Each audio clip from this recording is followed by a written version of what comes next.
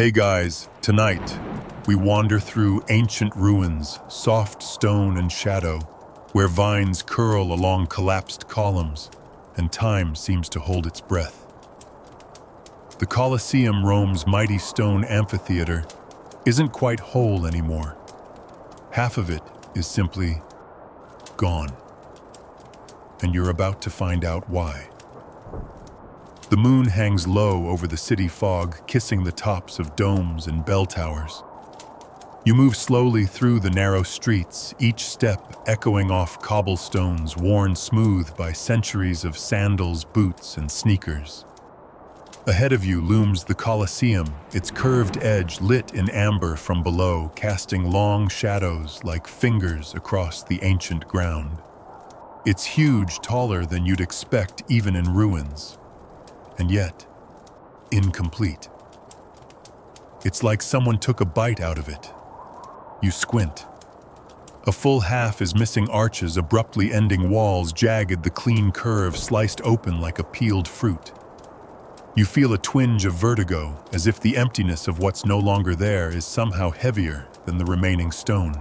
The night is quiet, save for the occasional distant motorbike and the flutter of pigeons roosting high in broken archways. Their wings beat softly, stirring the still air.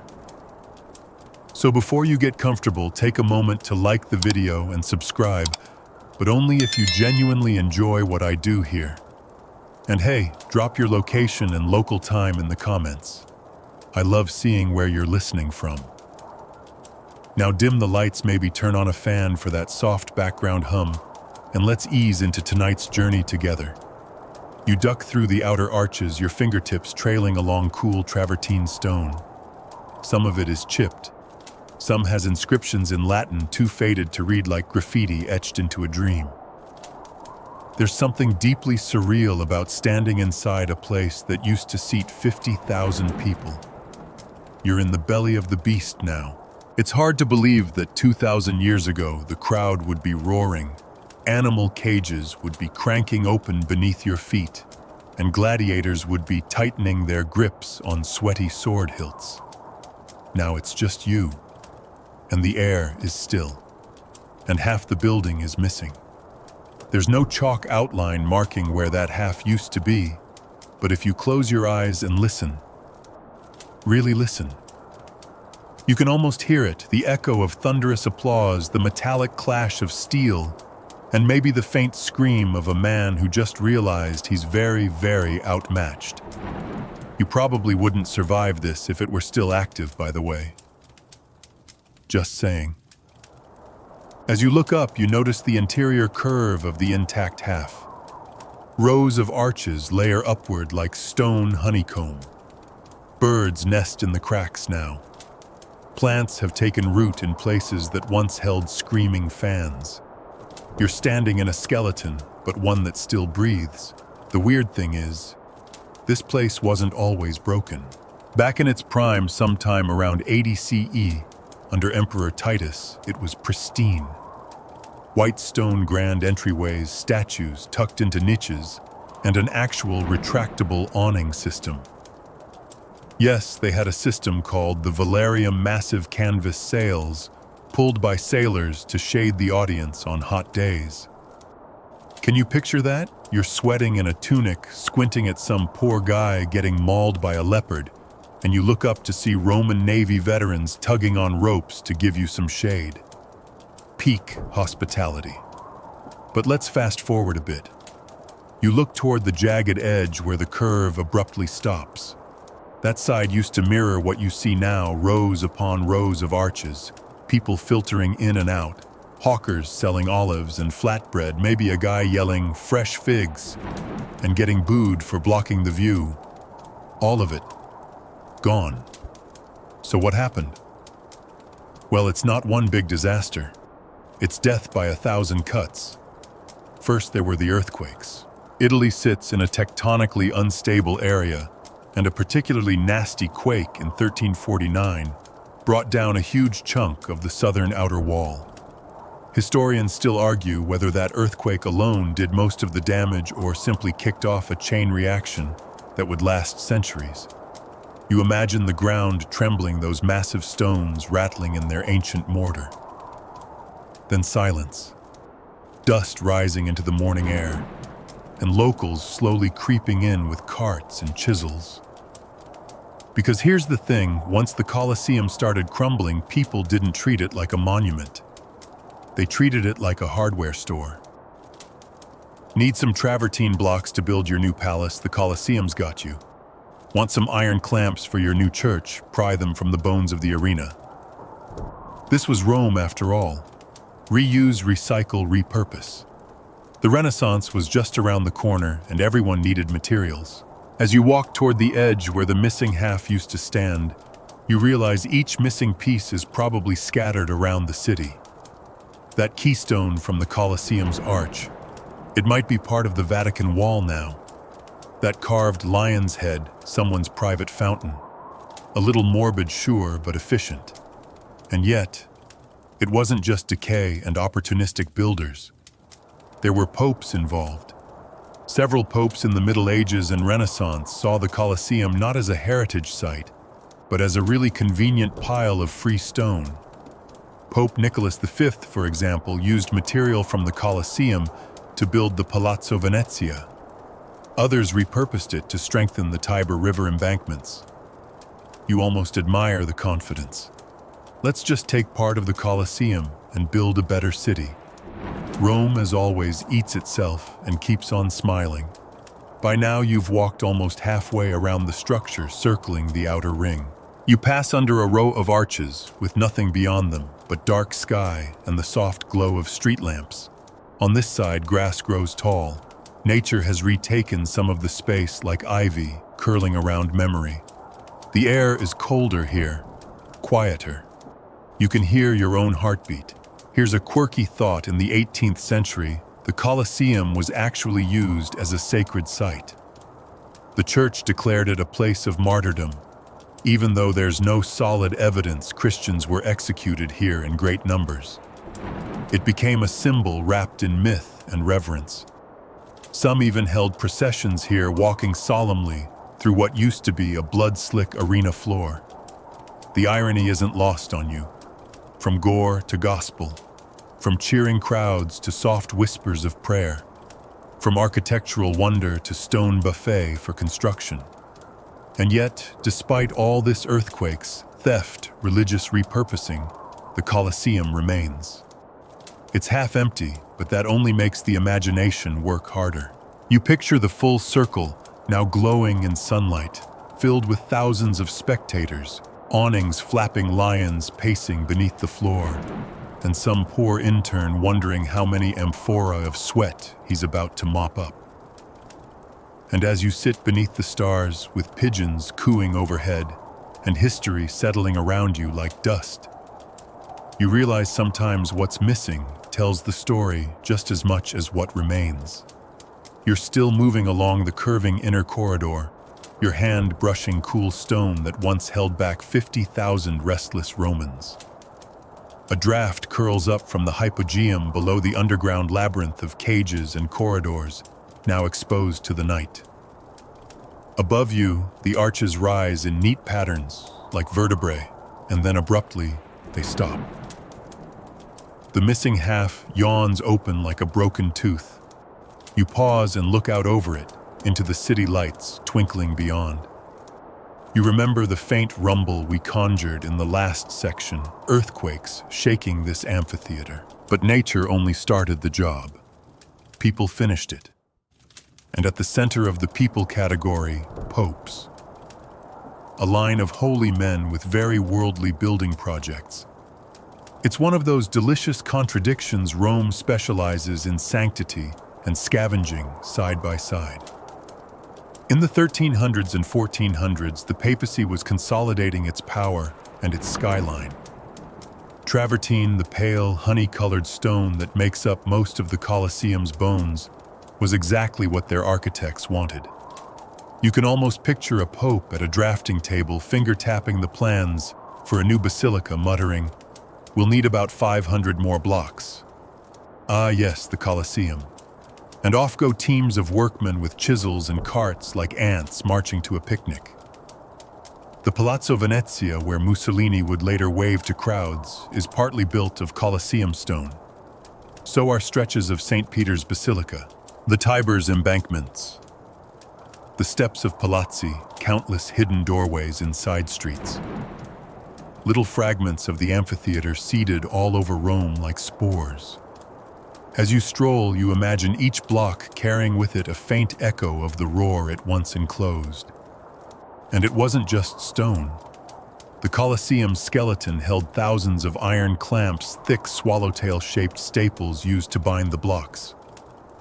After earthquakes loosened things, scavengers pried those clamps out for reuse, leaving pockmarks like missing teeth all across the walls. In daylight, you can see them clearly, but even now in moonlight, your fingertips find the little notches. They're like scars. The building remembers. One quirky detail people forget for centuries after the games ended, the Colosseum became a kind of mini-quarry with an unofficial rental policy. Noble families or guilds would claim certain arches as storage or workshops. Historians still argue whether these semi-official leases helped preserve what remained, because some occupants shored up their areas or accelerated its destruction through neglect and tinkering. Either way, the result was the same by the Renaissance. The amphitheater had gone from entertainment hub to stone donor and slum.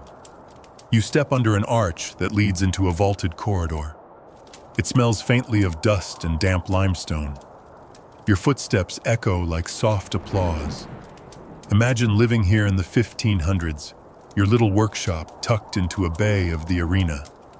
You'd hang your herbs to dry from the cracked vaults overhead, the ghosts of gladiators pacing somewhere beneath your feet. You might even light a small fire in the corner, the smoke curling up through ancient holes meant for pulleys and trapdoors, cozy in a morbid way. Above ground, though, the papacy kept taking. In 1749, Pope Benedict XIV tried to put an end to it by declaring the Colosseum sacred ground, a place of Christian martyrdom. A cross was erected, ceremonies were held. It was a symbolic pause button. Stones stopped leaving as quickly, though. By then the damage was done. Whole sections of the outer wall lay in heaps. The southern side's elegant arches had collapsed, leaving the asymmetric shape you see now. You reach one of the great entryways wide enough for a chariot. The night breeze carries the scent of roasting chestnuts from a vendor on the street below. You lean against the ancient gatepost and think about that long cycle quake-collapse cart. Away, quake, collapse, cart, away. It's like Rome breathing in and out. The city never throws anything away. It just reshapes it. Another fact to file under stranger than fiction, a few popes actually tried to repurpose the Colosseum as a wool factory to give prostitutes a respectable occupation. Imagine that the same arena that once hosted naval battles transformed into a medieval textile plant. Looms clicking under arches built for lions and emperors. The plan didn't last, but the idea alone is like a dream you half remember on waking, half ridiculous, half plausible. You run your hand over a marble fragment embedded in the wall. Its carving is too worn to decipher, maybe a shield, maybe a palm frond. Someone once chiseled it with care, never imagining it would outlive the entire section it decorated. In the quiet, you hear a faint coo from above. A pigeon shifts in its sleep, sending down a puff of dust that glitters in the moonlight. You sneeze. The Colosseum sneezes back with a tiny avalanche of grit from the vault overhead. Even now, debates simmer. Some historians still argue whether the papal quarrying was more destructive than the earthquakes, or if paradoxically, the popes saved the Colosseum by giving it a new role once the games ended. Did making it sacred halt its cannibalization, or just freeze a ruin mid-collapse? Like so much about Rome, the answer isn't simple. It's a tangle of motives, myths, and marble dust. You step back out into the open arc of the missing half. The city spreads out before you. Car headlights flicker like fireflies along the Via dei Fori Imperiali. A scooter whines in the distance. The air tastes faintly of stone and history, chalky metallic, older than your imagination. You can almost hear the papal work crews muttering as they pried at blocks centuries ago, their lanterns swinging the marble cracking under hammer blows. It's easy to romanticize ruins, to frame them in sepia and think of them as inevitable.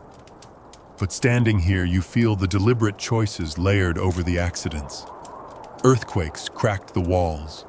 Popes carted away the pieces. Later popes blessed what was left. History isn't just time passing. It's hands shaping chisels, biting, and sometimes entire halves vanishing under the combined weight of disaster and ambition. You take one more slow lap under the arches. The missing half behind you now feels like a story half told, its fragments scattered across the city, hiding in plain sight. Maybe tomorrow, you'll look for them, the Colosseum stones in Vatican staircases, in anonymous garden walls in the lintel above a bar, where tourists drink espresso. Tonight, though, you just stand still, listening to the quiet roar of a building remembering itself. You move deeper now, ducking through one of the preserved inner arches, your steps slow and measured, like you're sneaking into a temple at midnight. The air shifts, cooler, denser. The past wraps around you tighter than your jacket, pressing close but not unkind. You've entered the hushed maze of what the Colosseum once was, and what it briefly became, the world's most ambitious construction site, the empire's noisiest death trap, and later, a do-it-yourself building supply store. Here's the part that really settles into your bones. For centuries, Romans used the Colosseum as a kind of hardware superstore, except instead of aisle numbers and price tags, it was bring your own chisel and hope the arch doesn't fall on you. You touch the edge of one of the wide columns, and imagine a guy named Lucius, maybe in the 1400s, carefully measuring this exact block with a rope, deciding it would look fantastic above his family bakery. You can almost hear him muttering, "Bit heavy, but good marble like this doesn't just grow on trees." It was in essence a quarry in disguise. Not official, of course, not sanctioned. But no one really stopped it either. You've got earthquake rubble just sitting there and a city that's constantly rebuilding. What's a civic-minded Roman to do but help himself? Some chunks of stone were hauled away by rope and ox cart. Others were broken up on site. You picture a father and son team sweating in the morning light, hammering a fallen column into smaller, more portable pieces. "Smash off the ends," the dad says, "but leave the fancy carving. We'll sell that part." Little stone fragments began to disappear piece by piece, and yet there was always more to take. You duck under a low arch. Above you, soot streaks the ceiling, traces of cooking fires lit by squatters who lived here in later centuries. That came after the quarrying phase, but we'll get to them soon. For now, you're still in the thick of the Colosseum's take what you want era. You pass by a section of the arena that's now fenced off. Behind it, several larger blocks are propped upright with metal braces, as if they're actors waiting in the wings. You pause to imagine what they've seen. Maybe one once supported a stairwell where senators climbed, adjusting their togas and complaining about the heat. Now they lean quietly, sun-bleached with moss in their joints. By the 1600s, scavenging had become systematic. That's when you really start seeing records, not just loose thievery, but measured resource extraction. Roman officials, builders, even clergy filed requests to harvest material. There are letters preserved in archives where abbots asked for 15 cartloads of Colosseum stone for monastery repairs. Imagine getting that delivery. "Where do you want these ancient arena blocks, Brother Giovanni?" And the Colosseum, always patient, just kept offering up its body. Historians still argue whether this free-for-all happened because the amphitheater had lost its symbolism, or because it still had too much. Some say it was simply a relic out of style associated with pagan Rome, and therefore open season.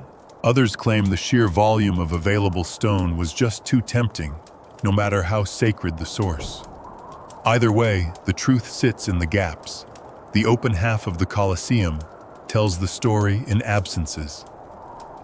There's a fringe theory, one of those gloriously speculative ones, that at some point a Roman noble tried to repurpose an entire Colosseum archway as the entry portal to his country estate.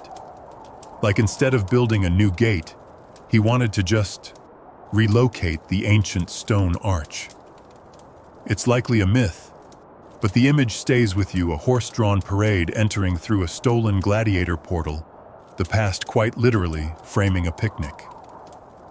Another curiosity, you might enjoy some of the blocks that left the Colosseum weren't used for architecture at all. They were ground into lime, a key ingredient in mortar and whitewash. That means pieces of the Colosseum aren't just in buildings. They're in the walls between the stones. They're the glue. You could be sipping espresso in a Roman cafe, and the plaster on the wall behind you might contain vaporized fragments of the Colosseum. You and history separated by one latte and a thin smear of ancient lime. You step through another archway and find yourself looking down into the hypogeum again. What was once underground is now exposed like peeled skin, revealing a network of veins. These underground chambers, once dark and roaring with the sounds of animals, now rest in eerie stillness. You can almost see where the elevators rose up to the arena floor, lifting cages, performers, wild beasts into the stunned daylight. Back when the quarrying was at its peak, no one bothered with the hypogeum. It was too difficult to access, too damp, and too unstable, so it survived strangely by being inconvenient. Sometimes what's hardest to reach ends up lasting the longest. There's probably a metaphor in there, but we're not here for wisdom. We're here for sleepy facts and architectural scavenging. It's oddly touching to think of a family dining room in 17th century Rome built from a slab that once heard the crowd scream. Pass the bread, someone says, leaning against a wall that once echoed a dying gladiator's last breath. The Colosseum is everywhere and nowhere all at once. There's even a tradition, probably more apocryphal than accurate, of Colosseum relics making their way into personal shrines. A chip of stone kept in a reliquary, a piece of marble displayed like a holy fragment. For some, it wasn't just a building, it was a symbol of imperial might, endurance, spectacle, and eventually loss. When something that grand begins to vanish, people want to hold on to even a splinter of it. You glance up toward the jagged edge again. Half of this place, gone. Vanished not in an explosion, but in wagons, wheelbarrows, and satchels. A few chunks of it probably rode out in someone's cloak. Just taking a little piece from my garden, they said, tucking history into their sleeve. And yet oddly, the ruin has become more iconic than the whole ever was. The Colosseum, in its broken state, is the version we know best. The open face, the gaping tooth.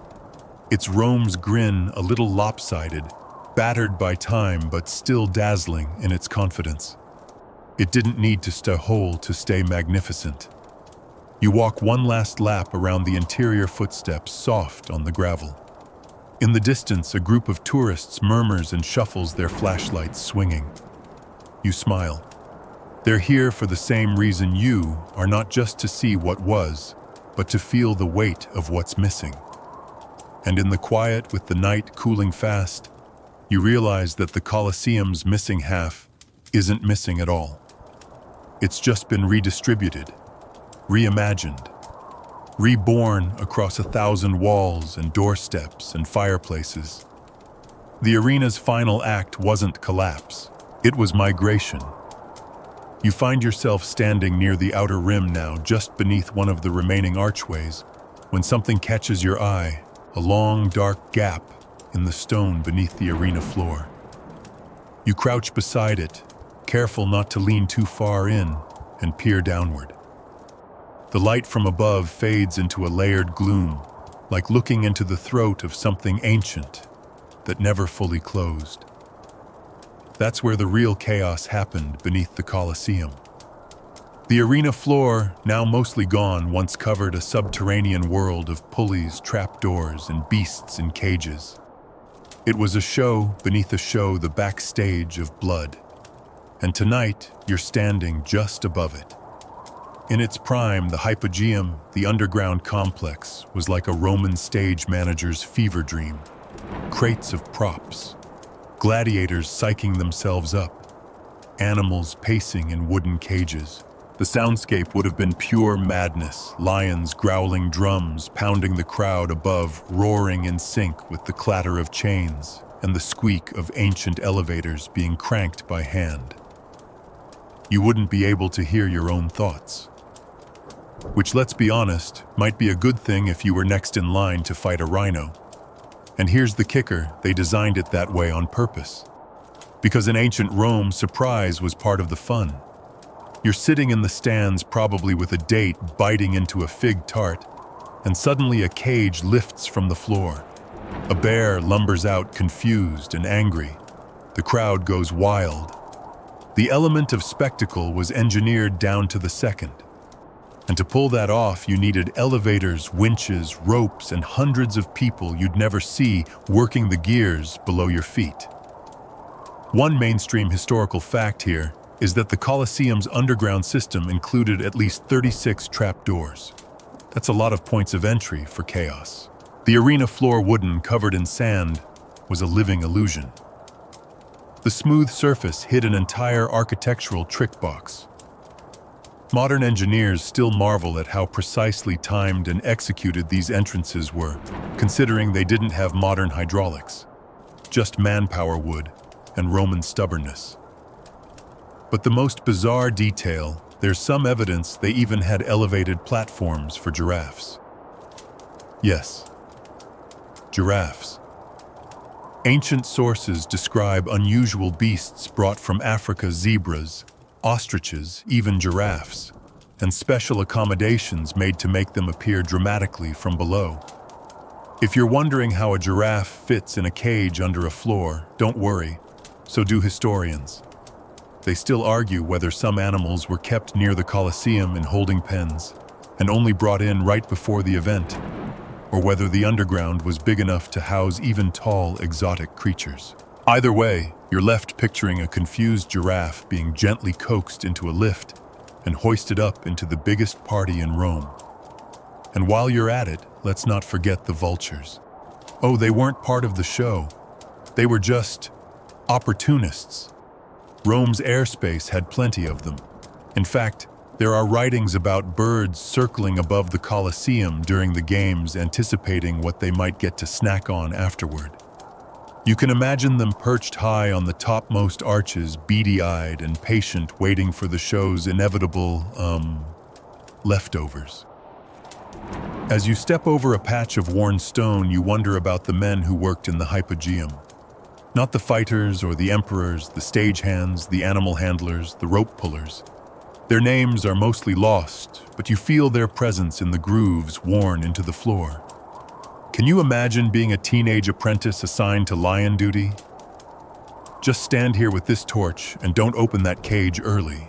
And then bam, one loose hinge, and your career is over before it starts. Literally. The Hypogeum also included small holding cells for humans, not just animals. Gladiators, criminals, slaves, people who were part of the show whether they liked it or not. Some of them would spend hours, even days, below the arena, hearing the roar of the crowd, knowing they'd be lifted into that noise soon. There are accounts suggesting some tried to sabotage the elevators or bribe the operators to delay their entrance. Historians still argue whether there was a ranking system down there, if experienced gladiators got better quarters, or if everyone was lumped in the same pit, waiting for their turn in the meat grinder. And what about the mechanics? The engineers, those guys were the unsung geniuses. The whole trapdoor and pulley system worked using wooden winches, levers, and a terrifying amount of precision teamwork. A gladiator was supposed to emerge at exactly the right moment, timed with music speeches or a dramatic pause in the program.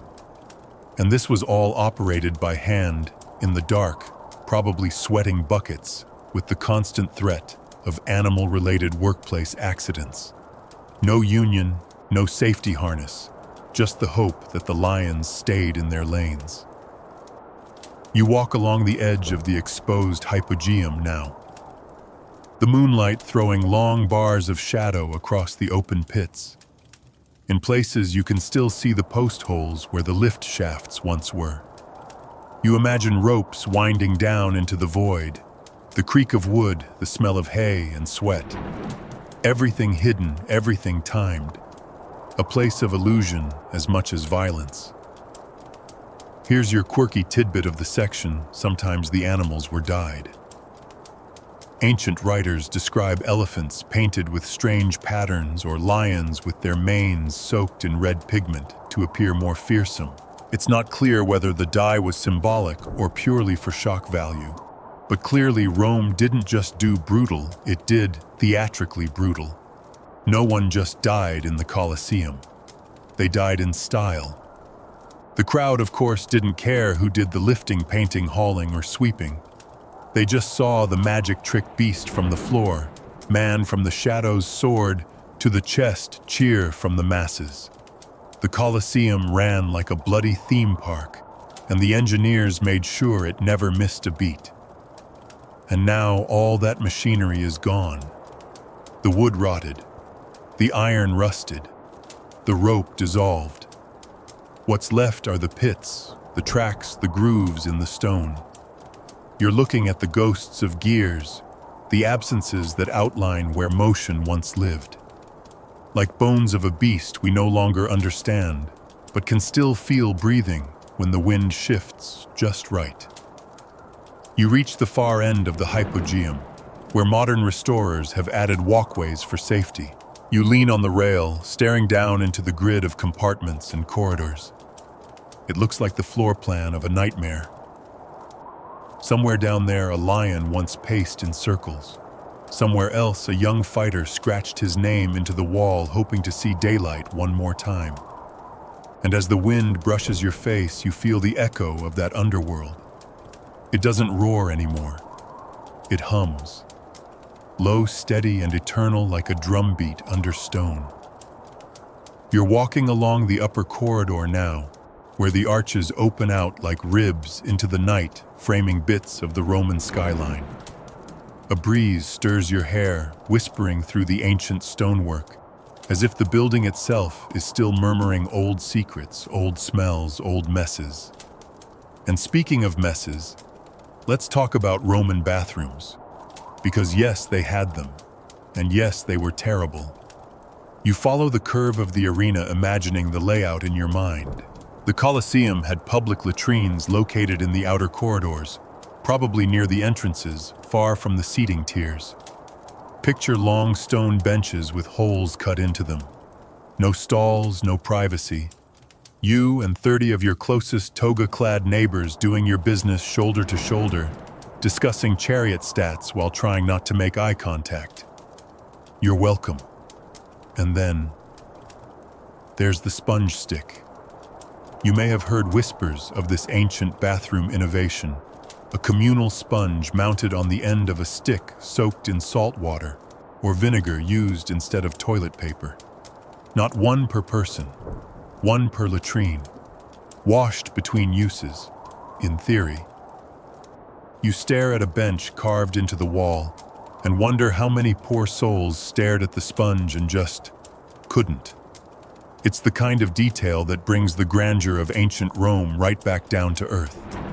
They built aqueducts, concrete domes, elaborate animal elevators, yet still communal butt sponges. You round the corner and find yourself in one of the vomitoria. Now hold on, don't wrinkle your nose just yet. Despite what the word sounds like, vomitoria weren't places to throw up after too many olives and blood sports. The term actually refers to the wide exit passages that allowed the crowd to spew forth quickly when the games were over. Logical, efficient, not disgusting. Probably. Still, the myth persists, probably because it's just too perfect, the idea of Romans gorging themselves at feasts, then heading off to purge before round two. But that's Hollywood, not history. No dedicated vomit rooms, just a lot of very full people trying to exit a stadium without dying in a crush. You can relate. As you pass the carved lettering above an exit arch, barely readable now, soft. With time, you imagine the foot traffic. Tens of thousands pouring in and out over hours. Sandals, boots, bare feet. Children clinging to parents, vendors, shouting, soldiers, pushing the crowd along. The scent of sweat, perfume, spilled wine, and roasted meats. And somewhere always the sour trace of animal fear and blood drying in the sun. You pause at a spot where the wall is darker than the rest, smoothed from centuries of touch. Pilgrims, tourists, looters, lovers, how many hands have passed here? How many stories paused on this exact patch of stone? Here's something the travel guides won't tell you. The gladiators had their own bathrooms tucked into quieter corners. Probably cleaner, slightly more private. Which makes sense when you think about it. If you're about to die in front of a crowd, you probably don't want to spend your last hour waiting in line with chatty senators discussing real estate prices. And on that note, what was it like to be a gladiator in training? Because yes, they trained. They didn't just toss random peasants into the arena and say, "Good luck." Gladiators attended ludi or training schools. The best were treated like celebrity athletes, well-fed, well-trained, and watched closely for potential. Others were just bodies for spectacle. You imagine the daily grind, waking up sore, eating barley gruel, drilling sword technique for hours, sparring with wooden weapons, running laps in heavy armor, cleaning gear that someone else might be wearing tomorrow. There's a reason most gladiators weren't eager volunteers. Even the best lived under constant threat of injury, or worse, the imperial thumb turning downward on a whim. Now picture being a lowly intern in that world. Okay, not literally an intern, but someone at the bottom of the Colosseum totem pole. A stagehand, an assistant. Maybe you're in charge of sharpening swords, or sweeping up after the elephants, or running last-minute messages from the imperial box to the stage crew below. You're probably 17, nervous, covered in sweat and sawdust, and someone just handed you a bucket of goat intestines and told you to go feed the hyenas. This was a real job. Dozens of workers kept the games running, arena crews, gate handlers, musicians, vendors, medics, and yes, cleaners. Someone had to scrub the floor between acts. The sand had to be raked. Bodies had to be removed discreetly. You lucky you might be the one pushing a wheelbarrow full of broken spears and shattered shields while the next match is being introduced. Historians still argue whether these games' employees were paid wages or simply conscripted as part of their civic duty. Some were slaves. Others were low-status citizens hoping to earn favors. None of them expected applause. Their job was to keep the blood pumping and the crowd happy. You duck into one of the smaller entry bays, now mostly blocked by fencing. It's damp here. The stone smells older. There are faint scratches on the walls, likely graffiti names, numbers, tiny caricatures. Maybe one was left by an overworked backstage runner who just wanted to leave proof that they were here, that they mattered, that they endured, and they weren't alone. Even the animals came with handlers, each with their own challenges. Lions from North Africa, bears from the Alps, crocodiles from Egypt. One poor guy had to keep the crocodile cool and calm until the trumpet sounded. Another was in charge of making sure the ostriches didn't bolt into the seating section again. One fringe account from a Roman scribe tells of a particularly lazy rhinoceros that refused to leave its pen. The arena crew had to literally push it into the trapdoor cage. You can almost see the panic. Move it, Marcus, the Emperor's watching. Meanwhile, the rhino just blinks slowly, unimpressed. These behind-the-scenes workers were invisible to the crowd, but the whole machine would have fallen apart without them. The Colosseum was more than a building. It was a living system held together by sweat, fear, and bizarre job descriptions. You step back out into the open corridor, the night cooler now, the stone giving off a gentle warmth from soaking up the day's sun. Above you, the stars have multiplied. The city hums quietly in the distance, and all around you, in the layers of stone and shadow, you feel the echoes of people who spent their lives making the show run. Most of them will never have names, but you walked their path tonight. Past the sponge sticks and vomitoria, past the shadowed training pits and cramped workrooms. And somewhere deep in the quiet, you realize this place wasn't just built on stone. It was built on labor, invisible, exhausting, absolutely essential. You drift now into the upper shadows of the Colosseum, the wind curling along the stone corridors like a memory with no feet. The arches above are like the ribs of some colossal beast that once feasted on spectacle. Your sandals crunch softly over gravel, and suddenly the space opens. You're at the edge of the arena floor, or where it used to be. You stop, and then you imagine it not dry sand or half-collapsed tunnels, but water. Yes, water. Because in a moment of Roman absurdity so over the top, it could only be true the Colosseum was at one point flooded on purpose. You blink.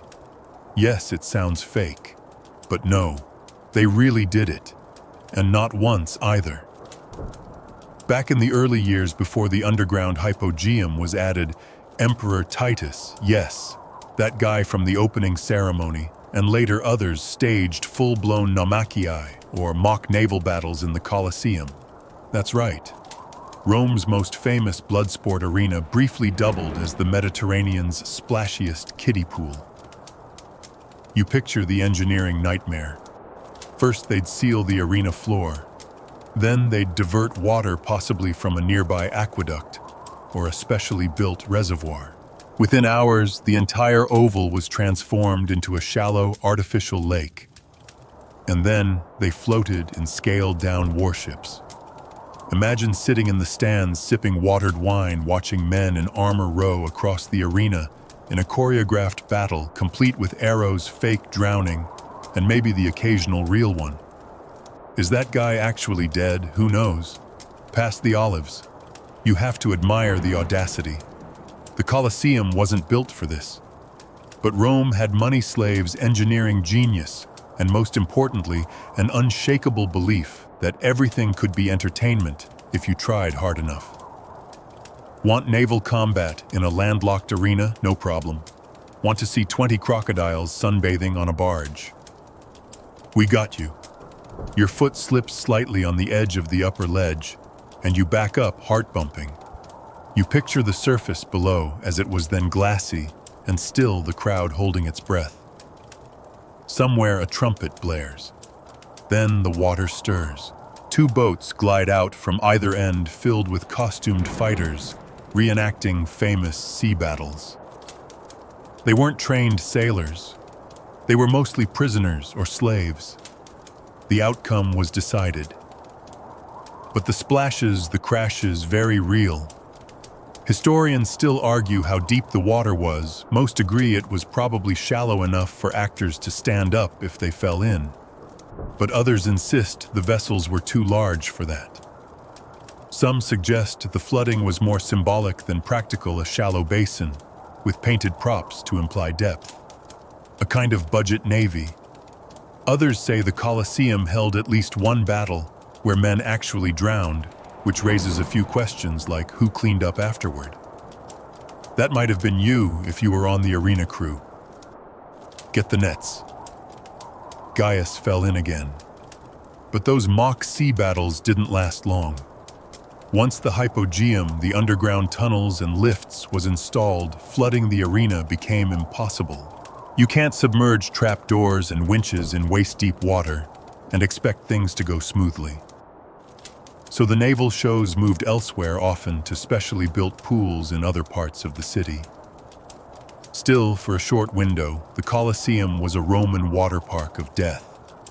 You glance down and almost swear you can see a shimmer. But it's just the night air playing tricks on your tired eyes.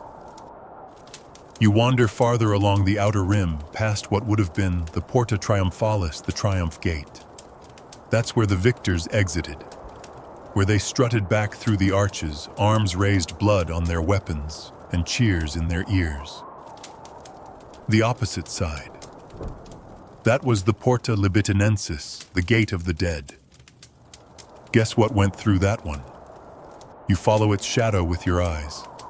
Quiet now, but once heavy with stretchers and silence. Now about those water battles, one fringe story claims that during a flooded show, a crocodile escaped and ended up wandering through the audience.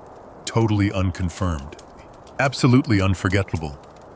You picture a Roman noble's expression as a 400-pound Nile monster waddles past his sandals. Darling, hold my goblet.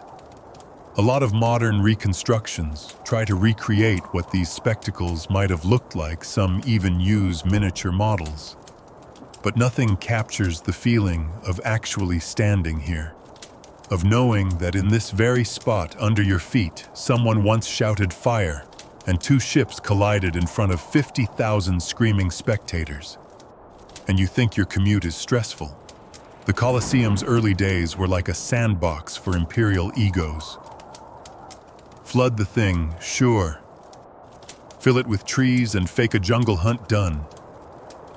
One emperor even staged a mock siege of the arena with catapults and towers.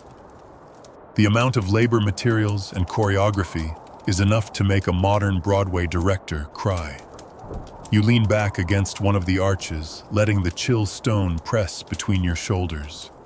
The roar is gone. The water's gone. But you can still feel the movement, the grand, wet absurdity of it all. This wasn't just a sports venue. It was a Roman imagination engine, a dream machine that occasionally drowned people. And here's your quirky tidbit of the night. Some scholars believe that scent was a huge part of the experience. During certain games, perfumed water was misted into the crowd. Roses might be dropped from awnings. Scented oils burned behind the seating areas. Can you imagine it? You're watching a fake naval battle while being spritzed with rose water and dodging flying flower petals. The smell of death masked with myrrh and lavender. It's such a weird, glorious contrast. The Colosseum was all about extremes, beauty and horror, music and screaming, silk awnings above and blood-soaked sand below. And somewhere in between, you trying not to fall into the fake lake while dodging a goat on roller skates. Okay, maybe not that last part, but admit it, it fits the vibe. The truth is, Rome could never just kill someone. They had to do it with style.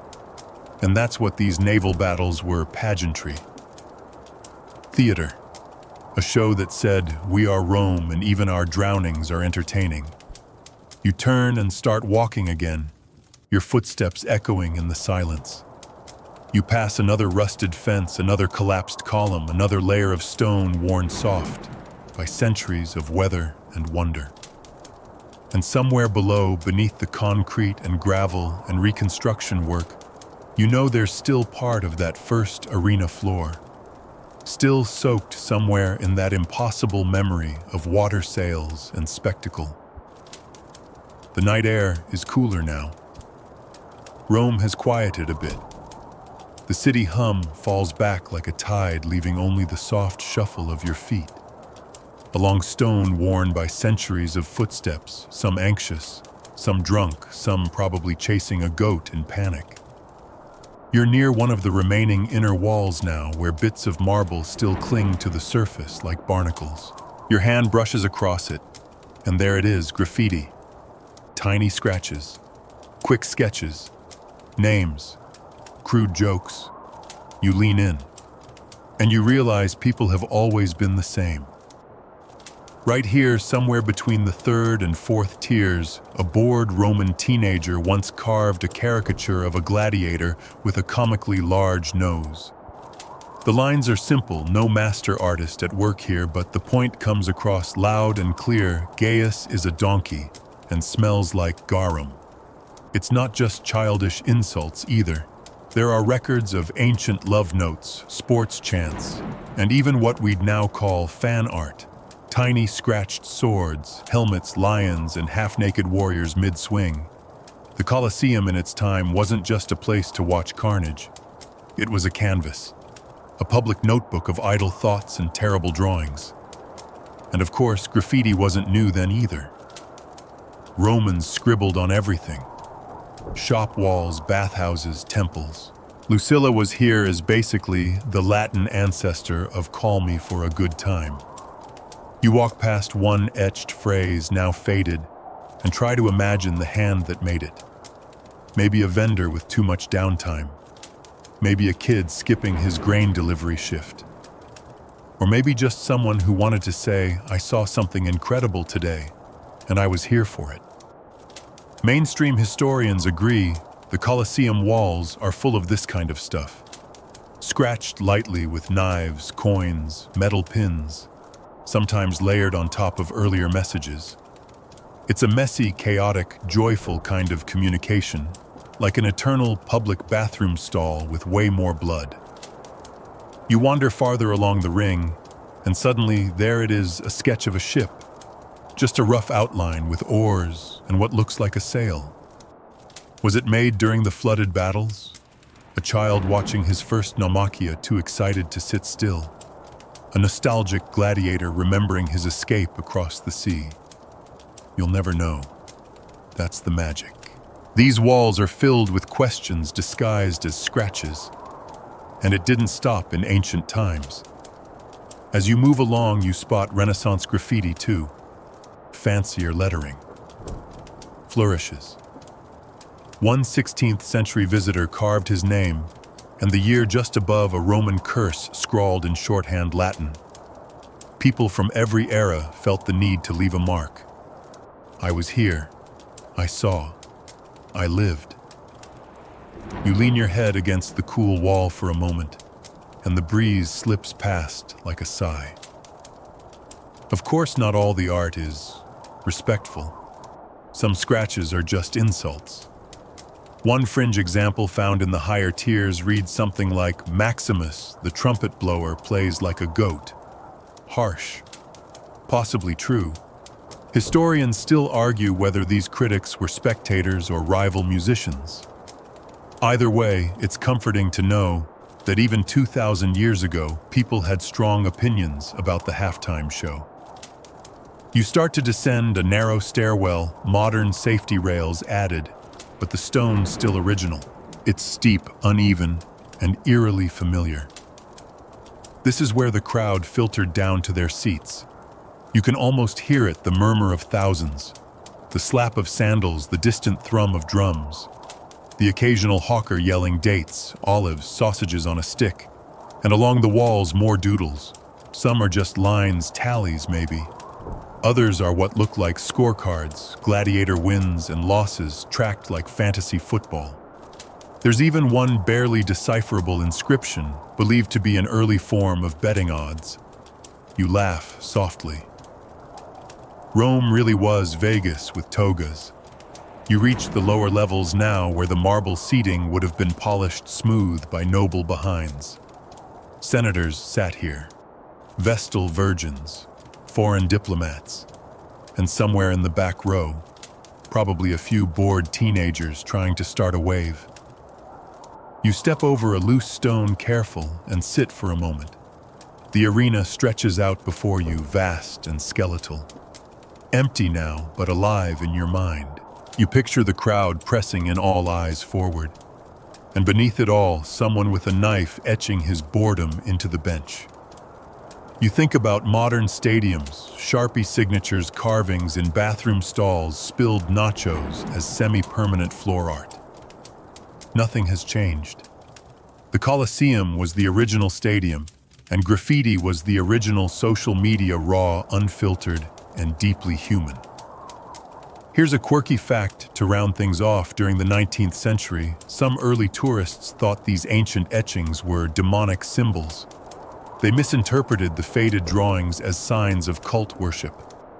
One overexcited antiquarian even claimed the Colosseum had been used for pagan summoning rituals.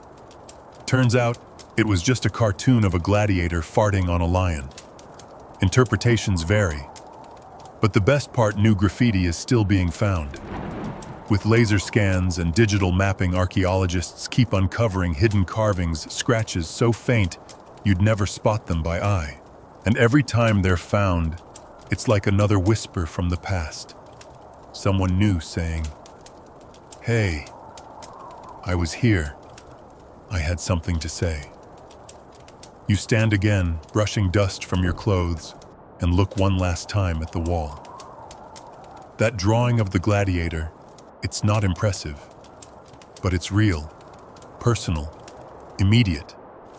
And somehow it feels more intimate than any statue or official inscription. Because in the end, history isn't just written by victors. Sometimes it's etched by a bored teenager on a Tuesday afternoon with nothing but a pebble and a sense of mischief. The silence deepens as you meander toward a sunken corridor near the base of the Colosseum's eastern arc. It's darker here. The tourists and their guidebooks are long gone. The night has crept in softly, swallowing the last murmurs of modern Rome. It's just you now. You and the echoes, and the myths. Because for all the facts carved into stone, there's a ghostly haze surrounding this place. One particular myth has haunted the Colosseum for centuries, that it was a massive Christian martyrdom site. You've probably heard it, tales of early Christians being thrown to lions, crucified in the center of the arena, saints bleeding into the sand, while emperors looked on in cruel delight. It's one of the most enduring images tied to the Colosseum. But how true is it? Well, not as much as the legends would have you believe. Historians still argue whether large-scale Christian executions ever happened here at all. While some martyrdoms may have taken place in Rome, Nero's garden parties were notoriously gruesome. The Colosseum doesn't appear prominently in early Christian records. Most of those dramatic scenes, they likely happened elsewhere. Yet the myth grew like ivy on a crumbling wall. In the Middle Ages and Renaissance, the Colosseum came to symbolize not just the brutality of ancient Rome, but the purity of Christian suffering. A neat little narrative: pagan violence gives way to sacred endurance. It helped the church reclaim the arena not as a stage of cruelty, but a sacred graveyard of the faithful. You walk past a rusted iron cross erected in the 18th century, standing quietly at one end of the arena. It's not original, but it's been there long enough to feel rooted. For centuries, people have knelt beneath it, kissed it, wept at its base. Not because of evidence, but because of belief. The Colosseum became a shrine by popular demand. Here's a strange but true detail in the 1700s. Pope Benedict XIV declared the Colosseum a holy site, complete with stations of the cross set up along its interior paths. Pilgrims would walk the circuit in solemn silence, stopping at each mark to reflect. You try to picture that now. Robes swishing, prayers whispered, rosaries clacking, set against the same walls where spectators once screamed for blood. Talk about a plot twist. And yet, despite the lack of concrete evidence, the myth stuck. Maybe because it makes sense emotionally. The Colosseum feels like it should hold ghosts. Its bones are soaked with too many stories, too much loss. Even if those early Christians didn't die here, the idea of it became more powerful than the truth. Still, not all the residents of the Colosseum have been so pious. You make your way around a bend and stop short. There, tucked into a low crevice between pillars, are the broken remnants of what was once a medieval dwelling. Bricks, a partial arch, maybe part of a chimney. It's subtle, almost shy, half buried in the wall like it knows it doesn't belong. But it does. Because by the 1300s, the Colosseum wasn't just a ruin, it was a neighborhood. People lived here. You imagine a family waking up under these very arches. The mother starting a fire, the father climbing a ladder to fix a hole in the roof, children playing hopscotch on paving stones stained with ancient blood. The Colosseum, once a monument to empire, reduced to a multi-family apartment complex. There were real residents, squatters, yes, but also monks, artisans, and people who had nowhere else to go. The arena became a shelter, a village, even a kind of fortress. One noble family, the Frangipani, claimed part of the Colosseum as their personal castle, reinforcing the arches with bricks and turning the upper levels into defensive position. You stop beneath one such arch. The masonry is different, rougher, newer by comparison. You run your fingers along the seam where the ancient Roman stone meets the medieval patchwork. It's like time forgot how to be linear. Here's your quirky tidbit. During the Renaissance, travelers reported seeing herbal gardens growing inside the arena. Medicinal plants, vines, even fig trees. The rich soil between the stones gave birth to a strange, accidental botanical oasis. People collected herbs between lion cages. Nature reclaiming blood with blossoms. And if you're picturing goats grazing in the stands, yes, that happened too. At one point, shepherds led flocks through the ruined halls. You imagine the bleating, the soft clatter of hooves, the echo of 100 goats being shooed out of an arch once reserved for senators. Honestly, it's the least weird thing that's happened here. Historians still debate whether this squatter period preserved the Colosseum or hastened its decay. Some argue that constant habitation stopped it from collapsing entirely. Others claim the makeshift hearths and leaky roofs eroded what was left. Either way, this wasn't just a monument, it was a living space, and not a glamorous one. Conditions were harsh. No plumbing, no safety. People built homes within ruins already crumbling. One collapsed ceiling could mean disaster, but the Colosseum offered walls, space, and height, rare commodities in medieval Rome. So they stayed. You pass another indentation in the wall, a bricked-over window perhaps, or a shrine. No one's sure. There are dozens of these tiny mysteries throughout the arena. Doors that go nowhere. Staircases ending in air. The remains of rooms whose purposes have been forgotten. They're like half-finished sentences in a long, stuttering paragraph of stone. And high above, the pigeons sleep. Yes, the pigeons are still here. Rome's true eternal residents.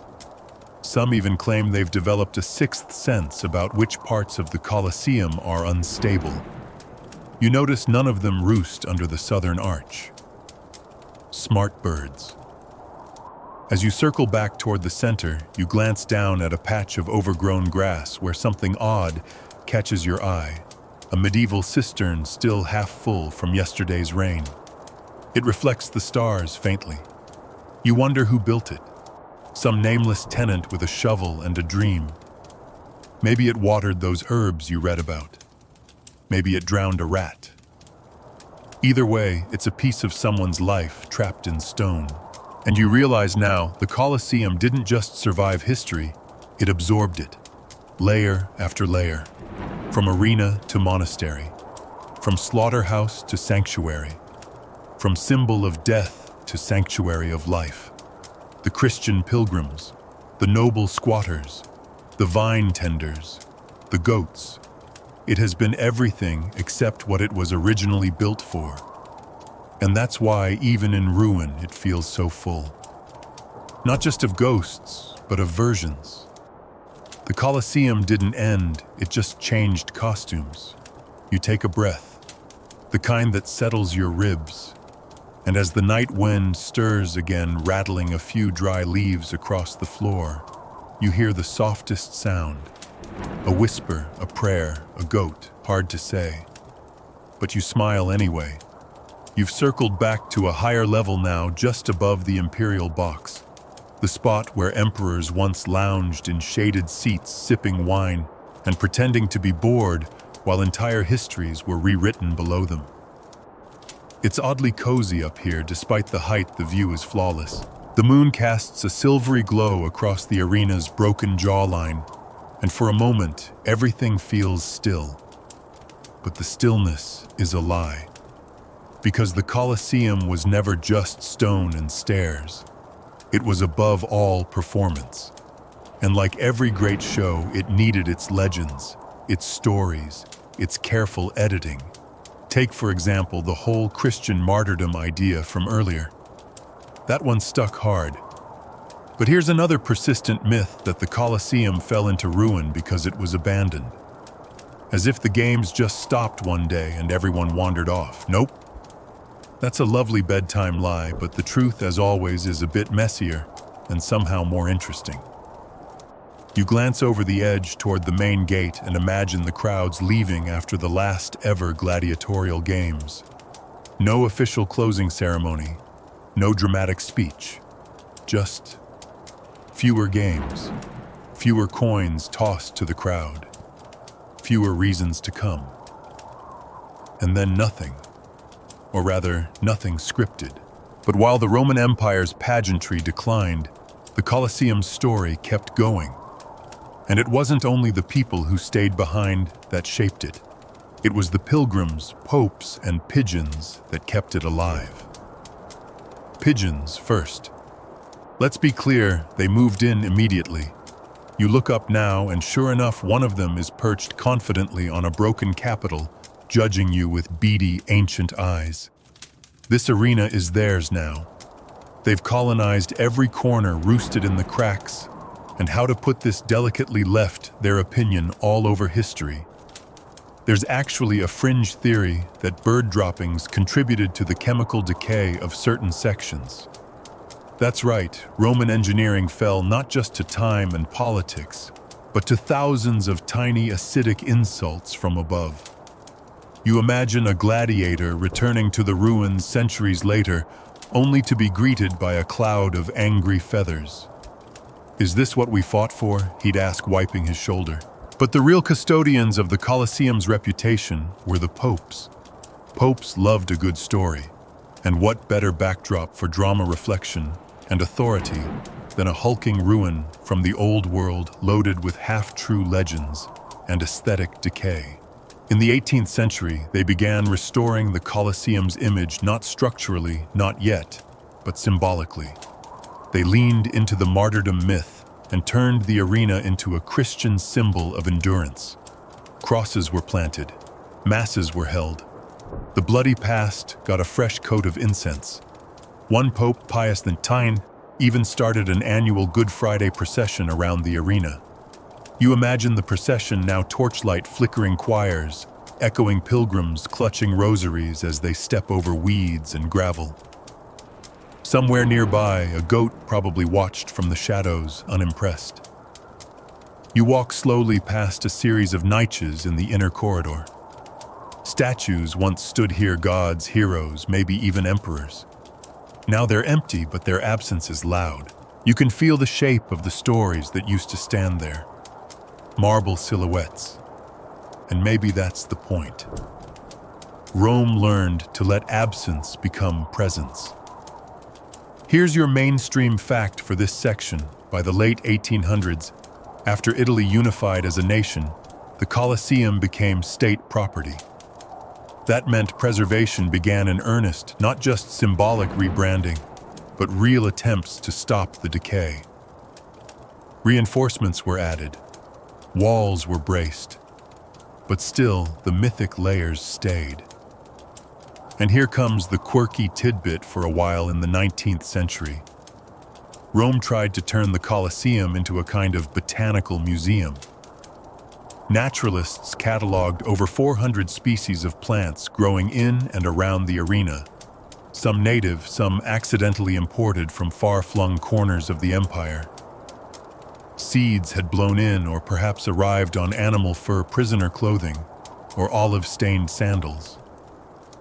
The arena had become an accidental ark of imperial botany.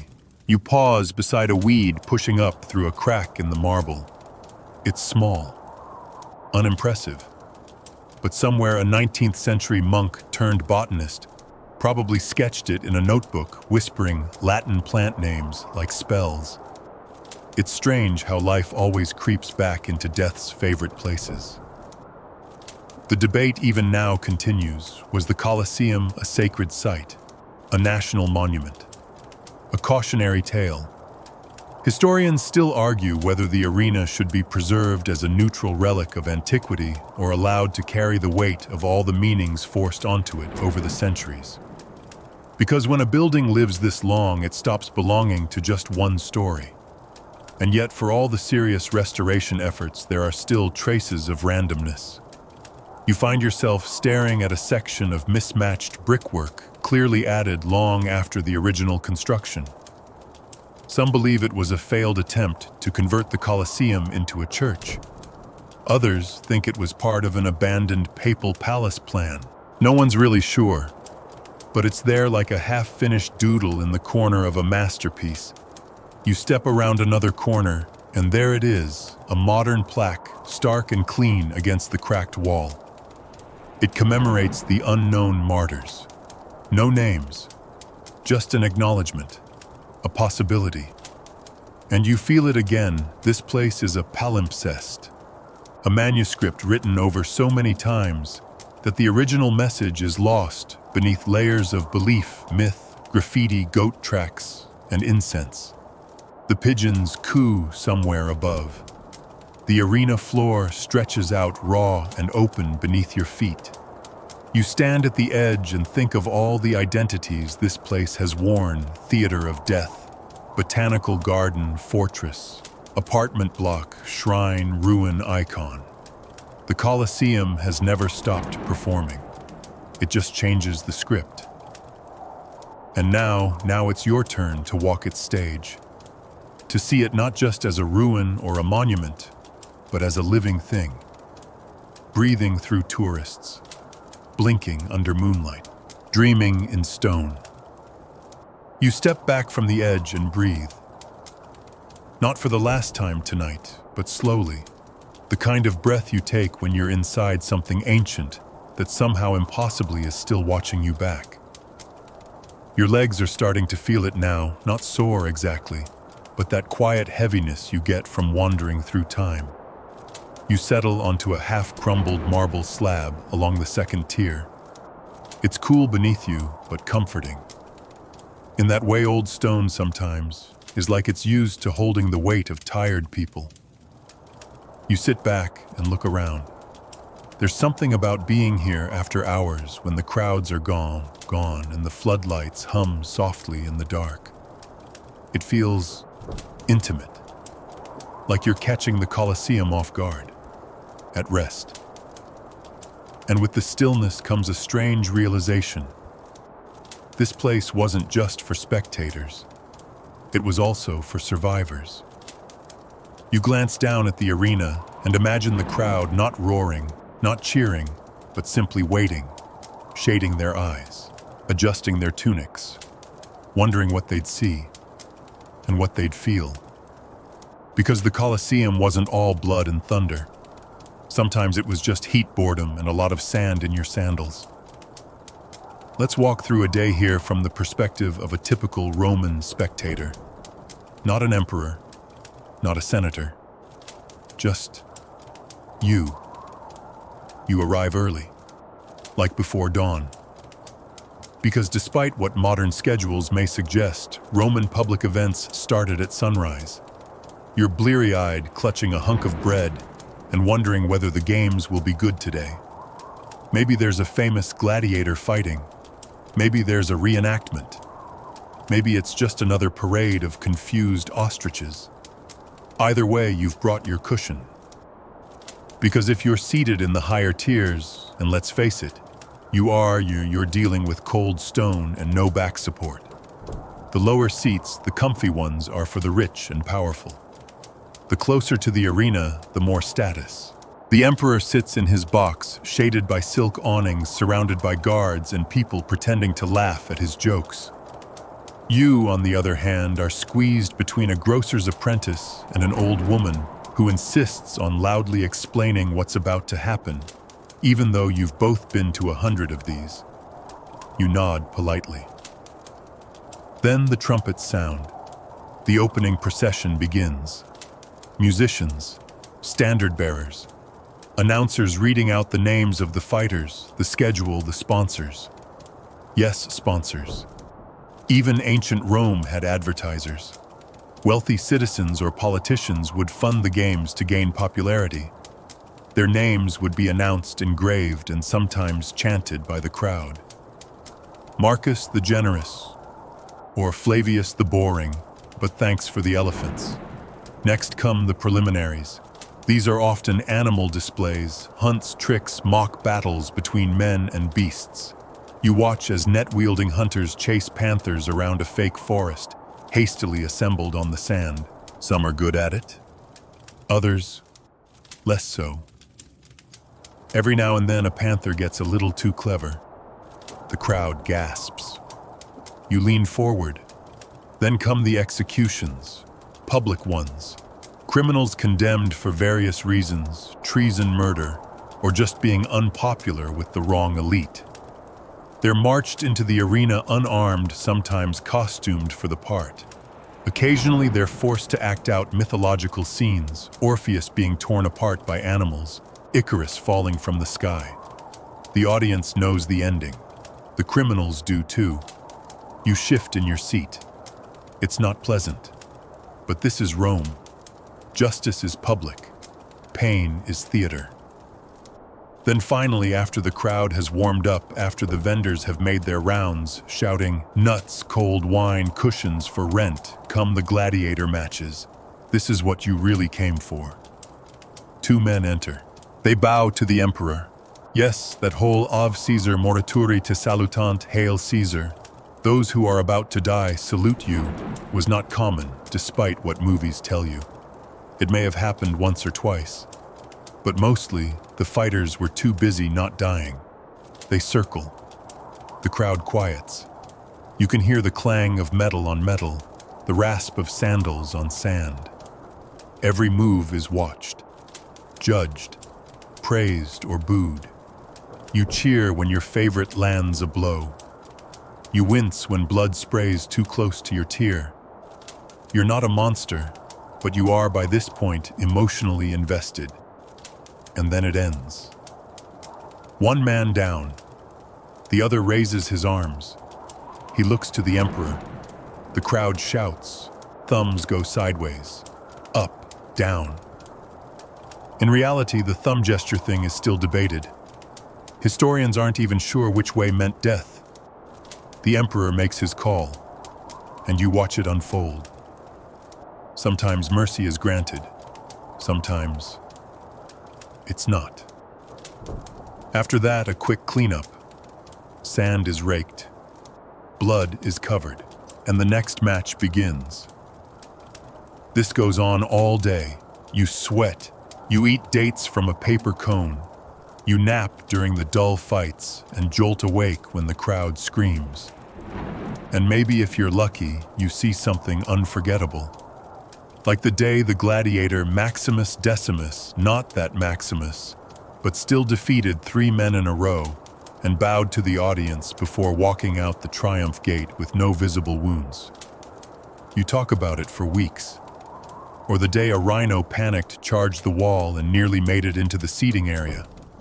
That one becomes family legend. Or the time it rained and you watched in delight as senators scrambled to keep their wigs dry under soaked awnings. Pure comedy.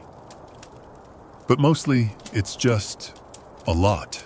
Long hours, brutal fights, weird performances, raw humanity. And in the middle of it all, you. The games eventually end. You file out with thousands of others through the vomitoria, your ears wringing your throat dry. You pass discarded fig rinds, broken sandals, bits of torn tunic. The arena crew will be here all night cleaning, and tomorrow they'll do it again. Because the Colosseum was never just a place of death. It was a place of endurance. And the ones who watched, not just the ones who fought, had their own kind of survival. Here's a fringe detail for you. Some Romans would spend the entire festival season camped outside the Colosseum just to be first in line. Tents, fires, games. It was like Coachella, but with more dismemberment. You rise from the slab, brushing stone dust from your palms. The arena before you is empty again, but in your mind it's full. The crowd is chanting, the sand is red, and you're back in your seat squinting against the sun, wondering who'll win the next match, and whether you'll get your cushion back from that guy who borrowed it 3 matches ago. Because even in the Colosseum, you never turn your back on a neighbor with a better view. You stretch your legs standing up from the cool slab where you imagined your whole day as a Roman spectator. Your joints crack softly, fitting in a place where so many bones did. You glance back down at the arena, its jagged skeleton lit like a stage between acts, then turn and head toward the narrow stairwell that once led to the nosebleeds. Because you're not finished yet. Not by a long shot. Tonight you're climbing up into the cheap seats. They're way up there, 4 stories above the arena floor. The stairwells get steeper, tighter, more uneven as you rise. Your breath quickens. Not from fear, but from the sheer incline. You pass crumbled doorways where vendors once shouted and carts creaked. You duck under a half-collapsed arch, and then finally you step out into the topmost tier. The wind hits you like a wave. Up here, the Colosseum doesn't feel like a stadium, it feels like a mountain. You can see everything, the ruins of the Forum, the domes of old churches, even the faint shimmer of car lights threading through the city beyond.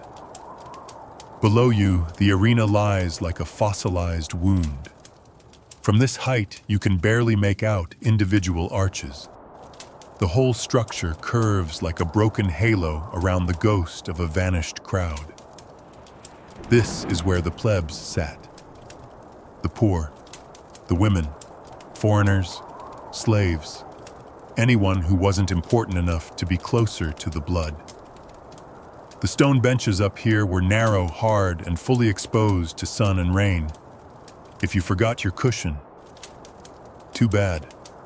If your view was blocked by the guy in front of you, shrug and deal. And don't even think about using the nearest toilet. It's already overflowing. But what these seats lacked in comfort, they made up for in character. This was where the joke started.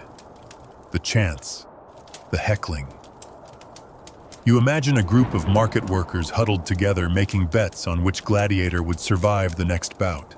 There's a guy selling roasted chickpeas from a basket. Someone's already slightly drunk. A woman is yelling at her cousin for cheering the wrong fighter. It's chaos. It's electric. It's alive. And most importantly, it's safe from the occasional flying weapon. Because yes, it happened. Sometimes a misthrown spear would go wide, or a net tossed just a little too high would spiral into the lower seats. There's at least one record of an unlucky senator losing a very expensive wig to a ricocheting trident. Up here, nothing but wind and the satisfaction of not being rich or impaled. Here's a mainstream historical fact. The Colosseum was divided by strict seating hierarchy. Your spot wasn't just about where you wanted to sit, it was about your social rank. The emperor and his entourage got the front row under shade. Senators and equestrians got the lower tiers. Merchants and tradesmen filled the middle rows. And you were assigned to the top. There's even evidence that the wooden bleachers up here were sometimes reserved for women, especially during animal shows. Supposedly, so they wouldn't faint or get emotional being too close to the action. You roll your eyes, as if sitting farther from the bear somehow makes it less of a bear. You pause, catch your breath, and listen. The wind whistles through the broken walls. No cheering now. No stomping of sandals or jingling of coins. But in the silence, you can still feel the energy that once rolled through this place in waves. A human sound amplified by design. This brings us to a very fun Roman invention, the vomitorium. Yes, we touched on it earlier, but now you're standing right by one of the actual passageways. And it's worth repeating, no, it's not where Romans purged between courses.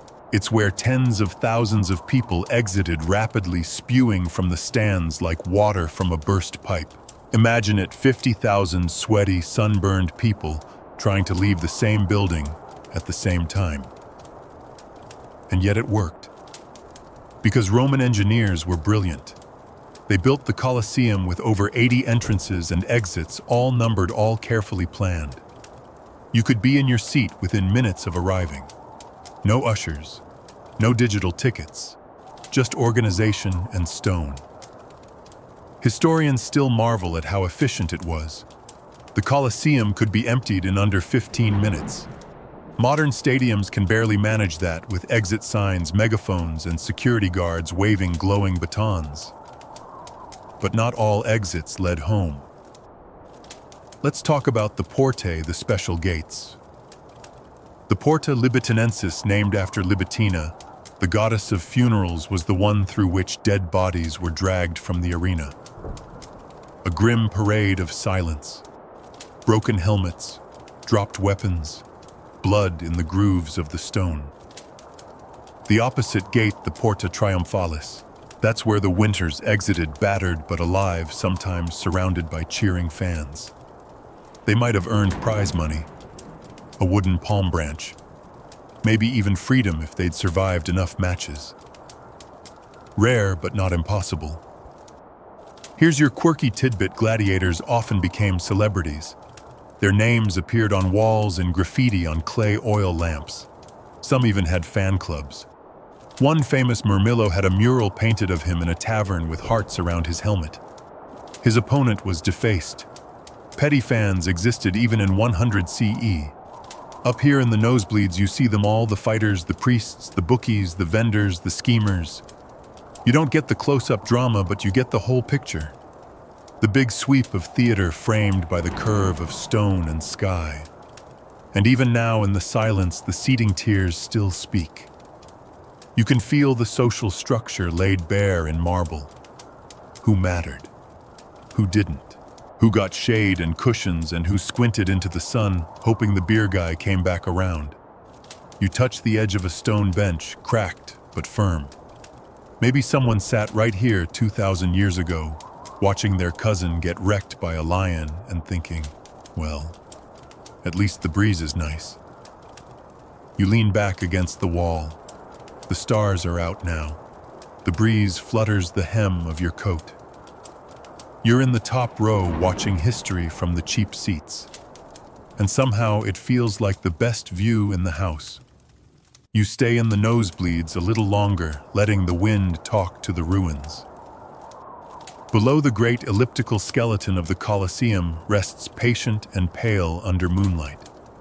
But now your gaze drifts beyond, past the arches, past the city lights, past the Tiber River, and the domes of Vatican Hill. Because while this arena is the most famous, it is not alone. You rise and imagine yourself lifting from the stone like mist, floating east, southwest, carried by the reach of empire. The Colosseum was not a one-time marvel. It was a template, a blueprint, a Roman franchise. And its architectural children still sleep under modern cities buried in soil, sand, and time. Let's start close to home. You make your way slowly down the interior steps, one level at a time, feeling your feet reconnect with the present. The light shifts. The sounds of the street reappear in little flashes: a car horn, a faint laugh, the click of a bicycle chain. The Colosseum may be Rome's most iconic skeleton, but it is far from unique. Across the empire, Rome left behind a constellation of amphitheaters, each with their own quirks and stories. Some are humble small-town ovals with mossy walls. Others are almost as grand as their Roman parent. You begin to visit them in your mind, as if you're paging through a forgotten atlas. First stop, El Gem, Tunisia. It's called the African Colosseum, and you'd be forgiven for mistaking it for the real thing. Tall, intact, and eerily quiet, it rises out of the flat North African landscape, like something left behind by accident. Built in the 3rd century CE, it could hold around 35,000 people. That's NFL stadium territory. You walk the dusty perimeter in your imagination, the scent of sand and salt drifting in from the coast. No crowds now, just warm wind and the sound of distant goats. This amphitheater never quite reached the fame of Rome's version, but its bones are solid, its shadow long. It's even been used in movies. You smirk. Hollywood loves a ruin. Next, Pula, Croatia. You cross the sea in your thoughts, skipping like a flat stone across history. There, on the coast of the Adriatic, stands a remarkably preserved arena that still hosts concerts. Yes, modern bands, amplifiers, guitars, screaming fans playing inside a Roman amphitheater. You picture a gladiator looking down at the crowd, mid-chorus, muttering, "Well, that's new." The Pula Arena still has its outer walls nearly intact, including 4 massive towers once used to raise and lower the velarium, the canvas awning system. You wonder if any roadies have accidentally bumped into a 2,000-year-old pulley. From there, your mind drifts inland. Nîmes, France. Another Roman town where the arena still stands and still works. It now hosts bullfights. You're not sure how you feel about that, but the continuity is eerie. The purpose has shifted, but the stage remains the same. Death and drama under the Mediterranean sun. Historians still argue whether these provincial arenas were built for local pride or as a kind of imperial propaganda. Look how Roman we are. We even have blood sports. Maybe both. Empire is funny like that. It leaves its fingerprints in limestone and pretends it was doing you a favor. You pause at the base of the Colosseum, now standing near one of the original numbered entrances. Faint numerals are still carved above the arch, guiding ancient guests to their seats like airport gates. And the same system appears elsewhere. In Arles, in Verona, in Tarragona. Roman efficiency went viral. Here's your mainstream fact: the empire built over 200 known amphitheaters across its territory, from England to Syria. Not all survive, but their outlines often do ghost ovals etched into the street plans of cities that grew up around them. Look at satellite maps of ancient towns, and you'll spot the curve. It's always there, like a hidden fingerprint under modern skin. And now your quirky tidbit: in Chester, England, archaeologists unearthed an amphitheater where evidence suggests gladiators might have fought in the cold, wet fog of the British frontier. Not exactly sandal weather. You picture a Roman beastmaster cursing as his lion refuses to come out of its warm crate. It must have felt absurd. The grandeur of Rome transplanted into drizzling rain, surrounded by grumpy locals muttering in Celtic. But the games continued. Because Rome believed in sameness. If you were a Roman citizen, you got the perks: roads, baths, taxes, and a front-row seat to legally sanctioned violence.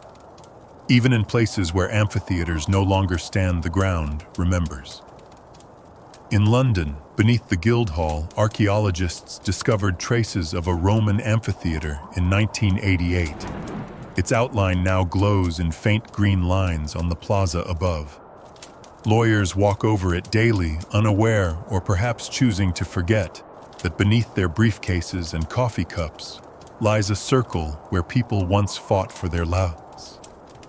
You pass your hand over the Colosseum's wall, now feeling the stone pull you back to the present. But your thoughts still wander. to Amman, Jordan, where a small amphitheater clings to the hillside still used for performances, to Leptis Magna, Libya, where the sea has crept close to a forgotten stage, to Capua, Italy, second only to Rome in size, where Spartacus may have first trained as a gladiator. Each one whispers the same story told in different accents. You realize then the Colosseum isn't just here, it's everywhere. A network of echoes, a series of teeth once used to chew up empire's enemies, or at least distract the citizens long enough to forget about taxes. And perhaps that's the most Roman thing of all. Because while the emperors built roads and aqueducts and libraries, what they really understood was this theater mattered, spectacle mattered. Show the people enough blood, enough speed, enough fire and thunder, and they'll cheer your name for generations, carve it into walls, light candles at your arch, put your profile on a coin. And so the amphitheaters stayed. Not just in stone, but in culture. Stadiums, arenas, event halls. Even the shape persists, that perfect oval for watching something else suffer. You step back and look up again. The Colosseum looms, yes, but now you see its shape repeating in your memory like a ripple on the water. It's not alone. It never was. This was just the capital letter in a sentence written across continents. And we're still reading it. You're standing at the edge of the arena floor now, or at least where it would have been. There's no wood left, no sand, no bones, no blood, just the raw teeth of the hypogeum open to the sky like a peeled-away stage set. But as your eyes adjust to the jagged grid below, something else comes into view. A scar, a missing block, another one, and another. You realize you're looking at a crime scene stretched out over centuries. Not a murder mystery, those were fairly common here, but something quieter, sneakier, and weirdly modern souvenir theft. Because long before tourists came with selfie sticks and fanny packs, they came with chisels. You walk slowly now along the edge of the arena's exposed underbelly. The walls here are not clean. They're pockmarked, chipped, sliced. It's not the soft aging of wind and weather. It's human weathering. Pocket-sized vandalism with a personal twist. Starting as early as the 15th century, visitors began helping themselves to bits of the Colosseum. Just a chip here, a flake there, a little pebble to carry home and show their friends. Here's a piece of ancient Rome. Yes, it's real. No, the guard didn't see me. You can almost hear them now. It's just one stone. No one will miss it. Except that everyone had the same idea. By the 18th century, the practice had evolved into something close to casual vandalism tourism. Grand tour aristocrats, those wealthy young men sent around Europe to become cultured, treated ruins like personal treasure chests. They carved their names into walls, hammered loose bits into their bags, collected whole chunks of marble to display on their mantels back home. One man supposedly took part of a Corinthian column, strapped it to his horse, and rode off triumphantly like a budget Indiana Jones. Historians still argue whether that story is true or just an excellent metaphor for 18th century entitlement. Either way, the scars remain. You pause at a section of wall with dozens of small square holes. At first glance, they look random, but look closer, they're symmetrical, organized, methodical. This was no accident. These were chisel points. People came here with tools and plans. Some sold the stone, some kept it as a relic. Some claimed it held protective powers, a superstitious echo of the arena's long association with saints and martyrs. One 19th century guidebook even encouraged readers to take a piece home for contemplation. You imagine someone sitting in their drawing room in Paris holding a chunk of travertine like it's a sacred relic. This, they say, was once part of the arena wall. They don't mention that they spent an hour chipping it out, while their friends distracted the guards. Even some very famous names got in on the action. Napoleon's troops passed through Rome in the late 1790s, and while they didn't exactly strip the Colosseum bare, they certainly left their marks. Officers are said to have carved initials. One French noble took several engraved stones, had them shipped home, and used them to line the courtyard of his summer estate. Because apparently it wasn't enough to conquer, you also had to remodel. And the trend never really stopped. Even today, guards still catch people trying to pocket fragments of the Colosseum. They think no one's watching, that the cameras won't notice, that it's just one rock. But of course, it's never just one. You smile grimly. If the Colosseum had $1 for every stolen stone, it could probably build itself back. Here's your quirky tidbit. During the 1800s, several souvenir shops near the Colosseum sold what they claimed were pieces of the original arena. Most of it was fake. Gravel from the river, leftovers from roadwork. But they wrapped it in parchment, sealed it with wax, and gave it a Latin label. Authenticus Arena Fragmentus. Very official, very much a scam.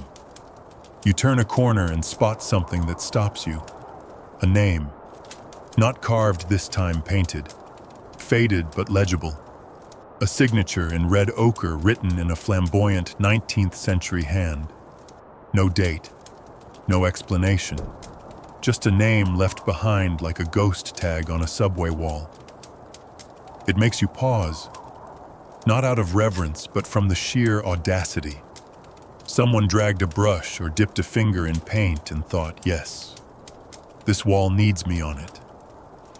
That instinct to claim a space by marking it is old, ancient even. Cavemen did it with handprints. Romans did it with graffiti. Today we do it with profile pictures and hashtags. But here, in this ruin, the act is as raw as ever. A whisper of ego left in stone, and the Colosseum strangely accepts it. It has been taken from so many times, and yet it remains. You run your fingers along a missing chunk, and realize this place is both less than it was and more than it should be. It survives not in spite of its wounds, but because of them. Each missing block is a confession, a story, a little theft, a little love. Even now, people still leave messages. Coins tucked into cracks, notes wedged between stones, prayers, promises. Someone once left a single red rose on the highest tier. No explanation. Just petals scattered by the breeze drifting down into the hollow heart of the arena. You wonder who it was for. Maybe a lover, maybe a ghost. You head toward the outer wall now, where scaffolding clings like a metal exoskeleton to the southern curve. Restoration is ongoing. Engineers take turns gently reattaching bits of the past, trying to stop the theft of time itself. It's meticulous work. Tedious, necessary, but in the quiet corners the scars remain, and they should, because they are the fingerprints of everyone who couldn't resist taking something. A piece of stone, a secret, a memory, and maybe, just maybe, you took something too tonight. Not in your hands, but in your mind. You step beneath one of the largest remaining arches, the curve above your head so tall it almost disappears into darkness. A soft drip echoes from somewhere distant, rainwater, or maybe time itself still falling in slow motion. And just ahead of you, spanning a portion of the arena's belly like a stage that never quite belonged here, is a modern wooden platform. It's a strange sight, new wood among ancient stone, but it marks something important. The spot where the original arena floor once stretched flat and firm above the chaotic underworld below. Now it's just a partial reconstruction, a taste of what used to be. The real thing long gone. And yet it's worth pausing here, because that wooden floor, simple, flat, and seemingly unremarkable, was once one of the most terrifying surfaces in human history. You walk slowly out onto the platform, your footsteps muffled. The wood is smooth, clean, and only covers a small section suspended carefully above the revealed hypogeum. It feels strange to stand on it, not because it's unstable, but because your imagination fills in everything that used to happen here. Screams, cheers, steel on bone, the drumbeat of hooves, the scent of blood soaked into wood so thoroughly that it became part of the grain. Most people don't realize the arena floor was made of wood, not stone. Planks laid across support beams covered with sand, harina, the Latin root of the word arena. The sand wasn't just for traction. It was to absorb blood. Replaceable, rakeable, quiet underfoot. And underneath that vast hidden world, we explored earlier elevators, cages, winches, trapdoors, and handlers, all moving in silence. From above, it would have looked smooth, clean, controlled, but it was a lie. A trapdoor waiting to open. You kneel and touch the edge of the current platform, peering into the void beyond. What's left of the hypogeum seems to breathe. There's no floor here now, just open space where something used to hover tense and ready. The absence is loud. Here's your mainstream fact: historians estimate that the original floor was about 2 feet thick, supported by a complex framework of wooden joists. That's not much considering what was happening on top of it. 2 feet of wood between life and a labyrinth full of beasts and stagehands. Over time, that floor rotted away. Fires damaged it. Earthquakes shook it loose. Rain seeped in. No one thought to preserve it because back then, the arena wasn't a museum. It was a machine. And machines don't last forever. By the Middle Ages, the floor was gone. The hypogeum lay exposed, and the Colosseum began to collapse in on itself, stone by stone, like a dying lung. What's left today are ruins of both the floor and the world that relied on it. And standing here, you realize just how critical it was, not just architecturally, but psychologically. Because the floor did more than hold weight. It hid things. It created suspense. You sat in the stands watching nothing happen, just empty sand, until suddenly something rose up from below. A lion. A man. A column of fire. It was a stage and a mask at once. The crowd saw only what it was meant to see. That flat surface was the difference between order and chaos. And when it disappeared, Rome didn't fall because the floor rotted. But it's hard not to see the symbolism. Here's your quirky tidbit. During the final years of the games, the arena floor was sometimes used for theatrical reenactments, complete with sets and props. They turned the blood-soaked platform into a playhouse, staging myths and mock battles, even comedic skits. One particularly bizarre account mentions a performance where an actor was accidentally devoured by a bear when the wrong trapdoor opened. Not funny. Very Roman.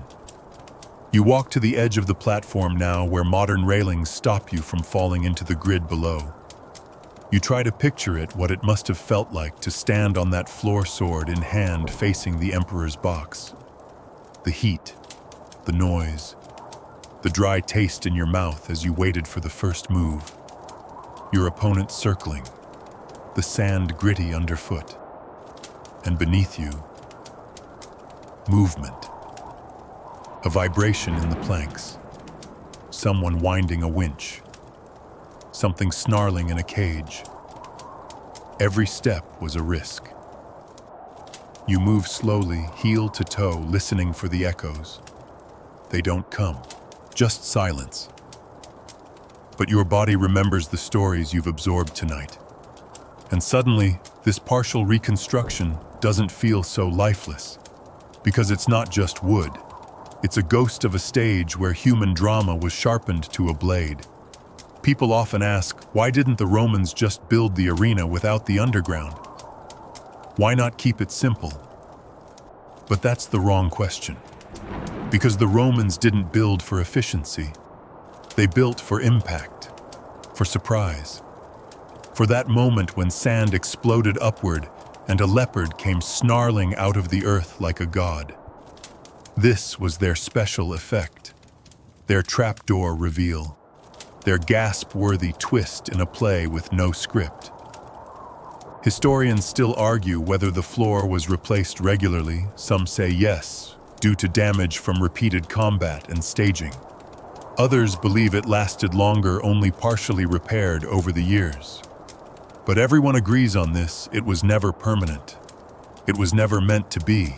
Like a stage between performances, it came and went, replaced and erased, always in service to the next act. And now the modern reconstruction is cautious, small, a token reminder. But when you stand on it alone at night beneath the stars and the bones of the Colosseum, it becomes something more. You close your eyes and imagine that you're not on a platform, but on the original floor. You are a gladiator, or an actor, or a condemned man dressed as a mythological figure waiting to be symbolically devoured by lions. You are whatever the audience wants you to be. Because in this place, the floor wasn't just physical, it was theatrical. It divided performers from stagehands, spectacle from reality, gods from ghosts. And now it's gone. You step back from the edge and let your hand rest on the railing. The floor may have vanished, but its absence, it still holds you up. You leave the reconstructed patch of arena floor behind, stepping once more onto solid stone that never pretended to be anything else. The Colosseum exhales around you, silent, but very much alive. You walk the curve of the inner corridor, lit softly by warm orange bulbs set low in the walls, and ahead, you spot it, a cross. Tall, iron, quiet. It stands not quite at center stage, not quite at the periphery. Just there. Watchful, symbolic. The kind of monument that says less by saying nothing. You slow your steps. This wasn't always here. In fact, for most of its life, the Colosseum didn't host symbols. It hosted events. Brutal, theatrical, awe-inspiring, yes, but not spiritual. Not until later. Not until Rome changed its gods and with them its perspective. See, for centuries after the last official games, the Colosseum drifted into obscurity. It became a ruin, a quarry, a slum, a goat pasture, a myth, and then quietly and slowly, it became something else. A sacred ruin. You step closer to the cross. It was placed here in 1749 by Pope Benedict XIV, part of a formal declaration that the Colosseum was now hallowed ground, a place where, according to tradition, countless early Christians had been martyred. The sand may be gone, but the stories still soaked it. And those stories, true or not, became reality in the minds of the faithful. Historians still argue whether mass martyrdoms really occurred here. The evidence is thin. No contemporary records mention it explicitly. And yet, the idea took root. The myth grew. And when myths grow in Rome, they don't stay whispers, they become architecture. Benedict XIV's declaration froze the Colosseum in time. No more quarrying, no more repurposing, no more let's turn this into a sheep market. It was officially holy. The partial ruins were left intact, almost reverently so. Nature was allowed to retake the cracks. Ivy bloomed. Moss crept across stone like a velvet curtain, lowering on the bloodiest show Rome ever staged. And this is where the transformation began. Because the Colosseum stopped being a monument to Rome the conqueror and became a monument to Rome the survivor. You walk past the cross, now your shadow stretching behind you. You reach one of the old arched passageways, once a tunnel for senators and nobles, and imagine how strange it must have felt, centuries later, to walk those same halls on pilgrimage. That's what began happening in the 1700s. Religious travelers, some from other Italian cities, others from far-off corners of Europe, began visiting the Colosseum not to gawk at ruins but to weep at memory. They saw saints where once there were swords, martyrs where once there were monsters. The arena became a shrine by sheer force of storytelling, and that cross it became the anchor. Even today, it's the spot where Pope Francis leads the Stations of the Cross each Good Friday, a global television event. Millions watching, hymns echoing through the stone that once roared with very different sounds. You lean on the nearby railing and look around. The difference is staggering. This was once a place of celebration for the fall of men. Now it's a place of reflection. You're standing in a contradiction built of contradictions. Here's your mainstream fact: several chapels were built into the Colosseum walls during the medieval period. Tiny ones tucked away between arches, sometimes no more than a few bricks, an icon, and a candle. One still survives, restored and rarely visited. Just a pocket of quiet, a warm pool of faith, inside a stone ocean of violence. And here's your quirky tidbit for a while. In the 19th century, it was fashionable for European nobles to be painted standing dramatically in front of the Colosseum, hand on a Bible chin, raised just so, pious, powerful, poetic. They'd pose for hours wanting to capture that perfect blend of mourning and majesty. Some even added angels into the painting later. A few added themselves in as martyrs. Because of course they did. The Colosseum wasn't just a ruin anymore. It was a mirror.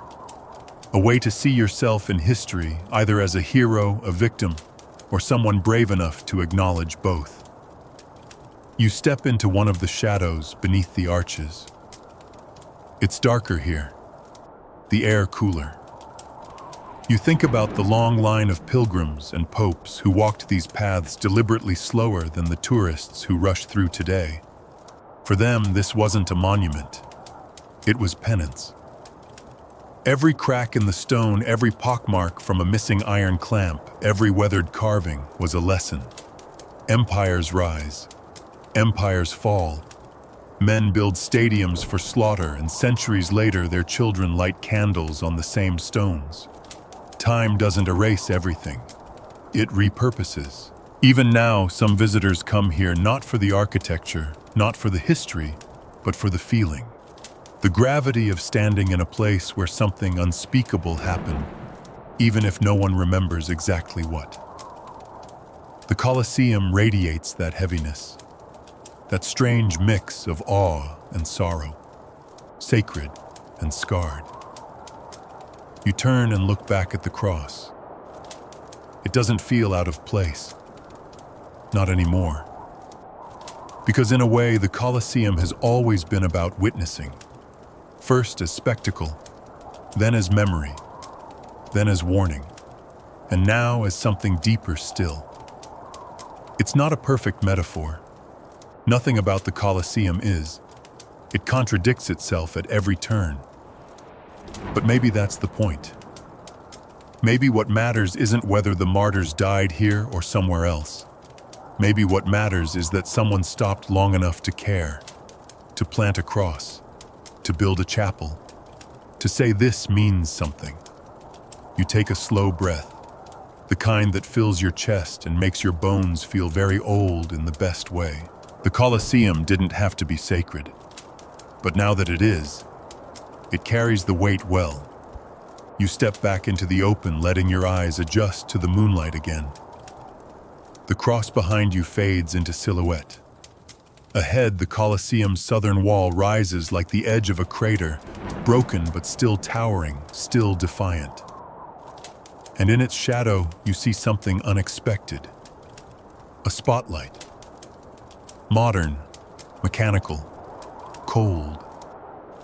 You follow its beam upward until it hits the top of the outer wall, harsh, white light, sliding across stone that was once lit only by torches and fire. And just beyond the spotlight's glare, the edge of history sharpens into something more recent. Now we arrive at a moment that doesn't feel ancient at all. The dust hasn't even settled in some places. Because for a brief, unsettling time, the Colosseum became the background for fascism. You take a few slow steps, feet crunching gently on gravel, as the arena begins to shift in your mind. The ancient sounds quiet. The murmurs of the medieval pilgrims fade, and something colder, more mechanical moves in. Mussolini. The name lands like iron in your thoughts, sharp-edged, heavy. The man who wrapped himself in Rome's imperial nostalgia like a stolen toga. When Benito Mussolini came to power in the 1920s, he understood something the emperors before him had already mastered. Architecture is propaganda. And what better prop could there be than the Colosseum, the most recognizable myth-soaked ruin in the Western world? He didn't need to rebuild it. He needed to reclaim it. So that's exactly what he did. The fascist regime undertook massive restoration projects not to preserve the Colosseum's subtle history, but to stage it as a symbol of imperial strength. The site was cleared, excavated, reinforced. The surrounding medieval buildings, those layers of history we just talked about, were torn down to expose the monument's ancient lines. Because Mussolini didn't want a ruin. He wanted a relic, a weaponized memory of Roman glory. You reach the Via dei Fori Imperiali, the broad road leading directly from his former headquarters in Piazza Venezia to the Colosseum itself. It was his idea, a ceremonial fascist boulevard cut straight through the Roman Forum, slicing through ruins like a parade knife. Trees were ripped out. Ancient foundations were bulldozed or buried. All so Mussolini could march his black shirts from the heart of power to the beating chest of myth. And every time they did, the Colosseum loomed at the end, ancient approval, glowing under electric lights. You step out onto a viewing platform near the modern street and imagine the scene 1930s Rome. Red banners fluttering, searchlights sweeping, loudspeakers crackling with nationalist slogans. And behind it all, the oldest ruin in town, newly floodlit, for maximum cinematic drama. Here's your mainstream historical fact. Mussolini personally visited the Colosseum multiple times during his rule. He staged public appearances here, often posing beside the walls for propaganda photographs. His speeches invoked the grandeur of the Roman Empire constantly.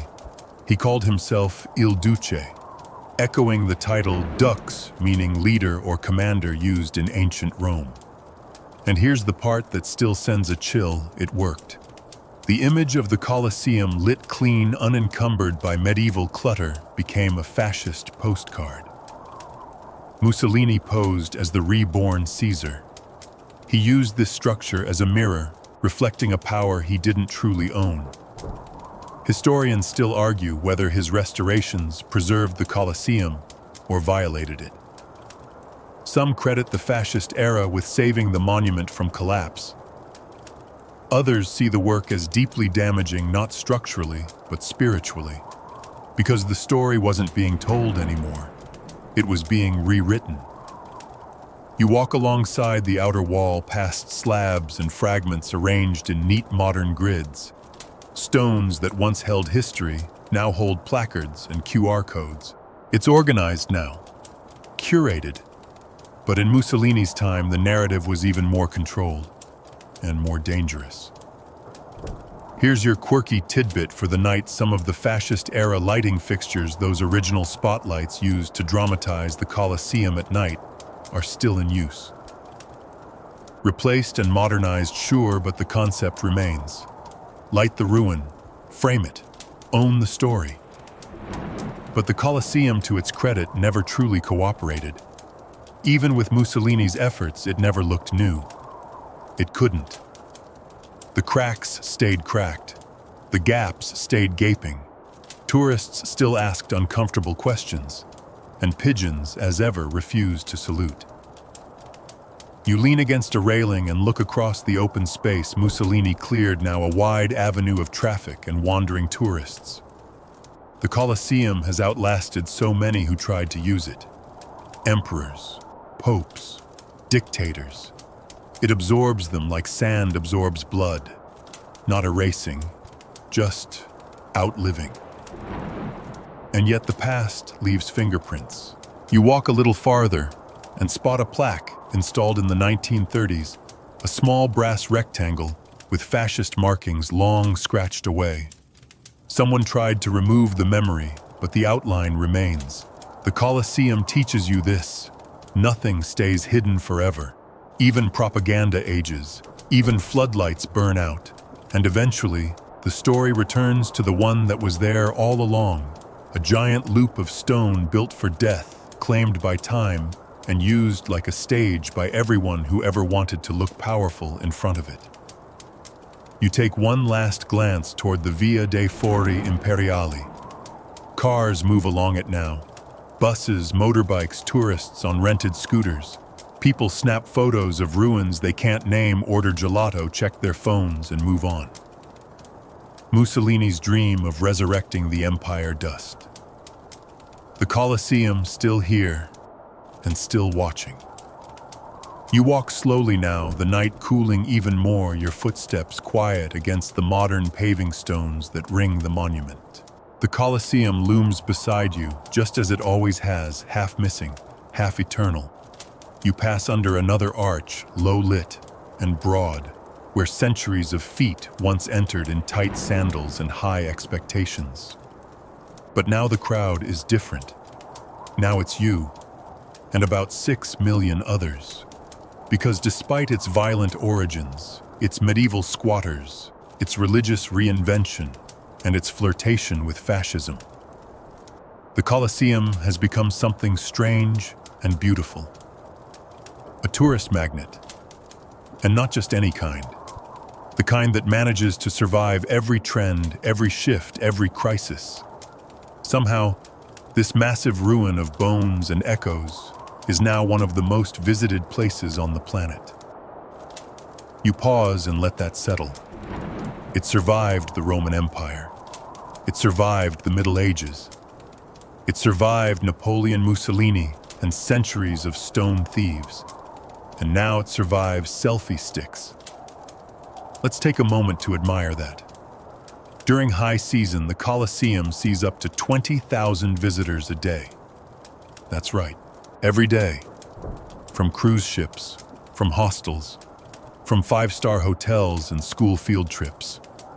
People from every time zone come here, each carrying a mental image of the Colosseum from movies, books, textbooks, documentaries, or that one gladiator-themed workout class that got weirdly intense. You smile to yourself. Everyone arrives thinking they know what they're about to see. And everyone leaves a little stunned. Because pictures don't prepare you for the scale. And they don't prepare you for the holes either. You stop beside one of the larger ones now, an entire missing arch section where birds wheel in lazy spirals. People often ask, why is half of it gone? And now after tonight, you know. Earthquakes, popes, scavengers, Mussolini, and souvenir hunters with suspiciously large pockets. Still, to the average tourist, the gaps are part of the charm. Ruins are romantic after all, especially when you're holding gelato and wearing linen. But tourism also leaves its mark. Here's your mainstream fact preservation teams at the Colosseum work year-round, not just on earthquake proofing or structural support, but on cleaning up graffiti, chewing gum, and yes, human sweat. Turns out millions of people touching the same stone every year will wear it away faster than time ever could. You peer up at a narrow walkway above, closed to the public now, and remember one of the weirder stories from recent years. A tourist climbed up there off-limits just to carve their initials into a brick. They were caught, fined, and probably became the main character in someone else's group chat for weeks. Historians still argue whether the rise in tourism is helping or harming the Colosseum. On the one hand, it brings in money critical for preservation. On the other hand, it brings in people, and people are not always gentle. And yet, like everything else it's faced, the Colosseum adapts. New railings, new floor sections, guided tours, rooftop access passes, evening light shows. You can even get married here, not on the arena floor, thankfully, but nearby with the Colosseum as your dramatic stone backdrop. Say yes with 2,000 years SARS of empire watching. Here's your quirky tidbit in 2015. A man proposed to his girlfriend inside the Colosseum by faking a gladiator duel with hired reenactors. He faked winning, dropped to one knee in the sand, and held out the ring as the crowd cheered. She said yes. Naturally. You shake your head with a grin. The Colosseum may be a ruin, but it's very much alive. Just look at the souvenir stalls nearby, miniature models of the arena Colosseum themed pasta bookmarks, snow globes. One stall even sells Colosseum bottle openers shaped like tiny arches, functional and historical. And then there are the costumed gladiators who hang around outside the entrance. You've seen them shirtless, tanned, wearing plastic armor, and slightly bored expressions. For a few euros, they'll pose with you smirking as you swing a rubber sword and pretend you're Maximus or Spartacus, or that one guy who just wanted to survive until lunch. Some locals hate it. Some tourists love it. But in a weird way, it's perfect. Because that's exactly what this place always was: performance. The drama hasn't stopped. It's just evolved. From Bloodsport to Instagram. Still, as the crowds filter in and out, something deeper remains. Because beneath the buzz of cameras and ticket lines, the Colosseum continues to whisper, to speak in cracks and shadows. And not everyone misses that message. Some visitors pause. They run their fingers over the stone. They look up through the collapsed arches. They linger in corners where the light doesn't quite reach. You can tell they're not just here for the photos. They came to feel something. And that's why the Colosseum still matters. Not just because it's old, not just because it's famous, but because it holds things, stories, myths, truths that aren't printed on plaques or told by guides with microphones. Here's one of them: the Colosseum isn't just the remains of something ancient. It's the result of everything that's happened to it since. It's the thefts, the myths, the renovations, the weddings, the flooding, the goats, the fascist parades, the marble dust on someone's tourist sandals, the boy who accidentally dropped his Game Boy into the Hypogeum in 2002. All of it. Rome isn't Rome without the Colosseum. But the Colosseum, it wouldn't be what it is without us. The millions who wander through year after year, carrying our questions, our wonder, our sticky gelato fingers. You take one last look at the entrance arch, where a few early risers are already queuing for tomorrow's tour. The building towers silently above them, as if pretending to sleep. But you know better. The Colosseum is always awake. It's just waiting for the next audience. You move quietly now, slower than before. Not because you're tired, though your feet are starting to feel the hours, but because the Colosseum feels heavier here somehow. Like the weight of what hasn't collapsed is more profound than what has. You're standing beneath the surviving half of the outer ring, the best preserved arcades, the portion of the Colosseum that still looks like the postcard. If someone only saw this side, they might think the structure's intact. The arches here stack beautifully evenly, like a skeleton holding perfect posture. It almost looks new. Almost. You reach out and touch one of the columns. The stone is cool, smooth in some places, jagged in others. And for the first time tonight, instead of looking at what's missing, you focus on what's still here. Because honestly, it's shocking that this much survived. That after earthquakes, fires, invasions, scavengers, popes, dictators, and Instagrammers balancing on ledges for that perfect shot, this half of the Colosseum is still standing upright, defying gravity and history alike. And the secret Roman engineering. You glance up toward the upper tier, counting arches without meaning to. They line up like ancient teeth, repeating predictable, perfect in proportion. And that's no accident. Here's your mainstream fact. The Colosseum was built with 3 levels of stone arcades, each in a different classical style: Doric on the bottom, Ionic in the middle, Corinthian on top. It wasn't just aesthetic. It was structural hierarchy. The simplest, sturdiest style carried the most weight. The fancy stuff came last. This layered logic made the Colosseum flexible, breathable, and resilient. But the real MVP, the material beneath your feet. Roman concrete. Modern scientists are still studying it. It's not like the concrete used today, which cracks, crumbles, and complains after a few decades. Roman concrete, especially what they used in the Colosseum, has lasted over 900 years. And here's the wild part. It actually gets stronger over time. The secret ingredient, volcanic ash. Yes. Turns out mixing lime with volcanic ash created a chemical reaction that allowed Roman concrete to bond with the environment in a way modern mixes can't. It heals itself slowly, like bone. You take another step forward, listening to the soft crunch of gravel. You pass a section of wall with faint red brickwork. Not original in early medieval repair. It's like a band-aid on a bronze statue, but it worked. The Colosseum wasn't rebuilt in full, but parts of it were patched. And then there's the internal skeleton iron clamps once used to hold blocks together. They were cleverly hidden, sunk between layers of stone, then sealed. Many have been removed or rusted out, but enough remain to remind you this wasn't just a pile of rocks. It was a carefully crafted machine of permanence. Historians still argue whether the Colosseum's survival is due more to design or luck. Some say its elliptical shape helped it withstand earthquakes better than square buildings. Others believe it was sheer mass, thousands of tons of layered stone too stubborn to fall. Either way, one thing is clear: the parts that survived earned it. You pause now beneath one of the intact arches and look up through it.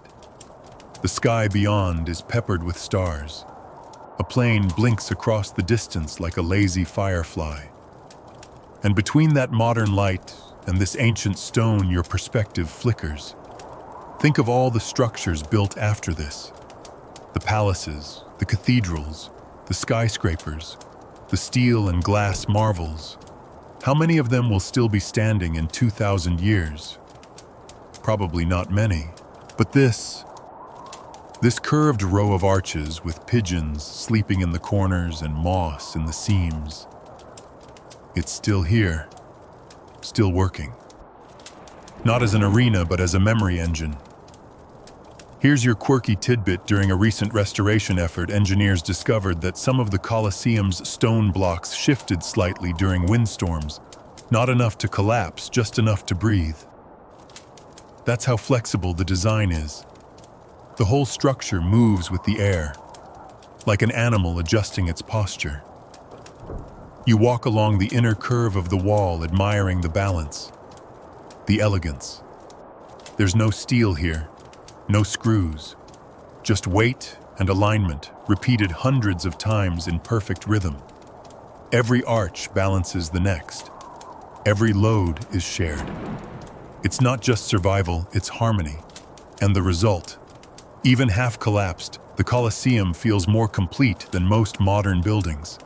You've seen new structures that already feel like ruins. But this ruin, it still feels like a cathedral of purpose. You run your fingers along a block of travertine, tracing the tool marks carved by hands long gone. They didn't have lasers, or computers, or cement trucks. Just rope muscle math and a terrifyingly confident sense of scale. You stop at the edge of the preserved outer wall and look across to the missing half. It yawns open like a mouth mid-sentence. A violent pause. And yet the contrast only makes the surviving side stronger. Not just physically, but symbolically. You realize now this isn't a ruin at all. It's a remnant, a survivor. Not broken, but unfinished in the best way, because its unfinishedness tells you more than perfection ever could.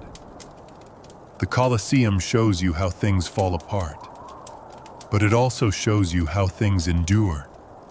Not because they're flawless, but because they were built to flex, to absorb damage, to be repaired again and again without losing themselves.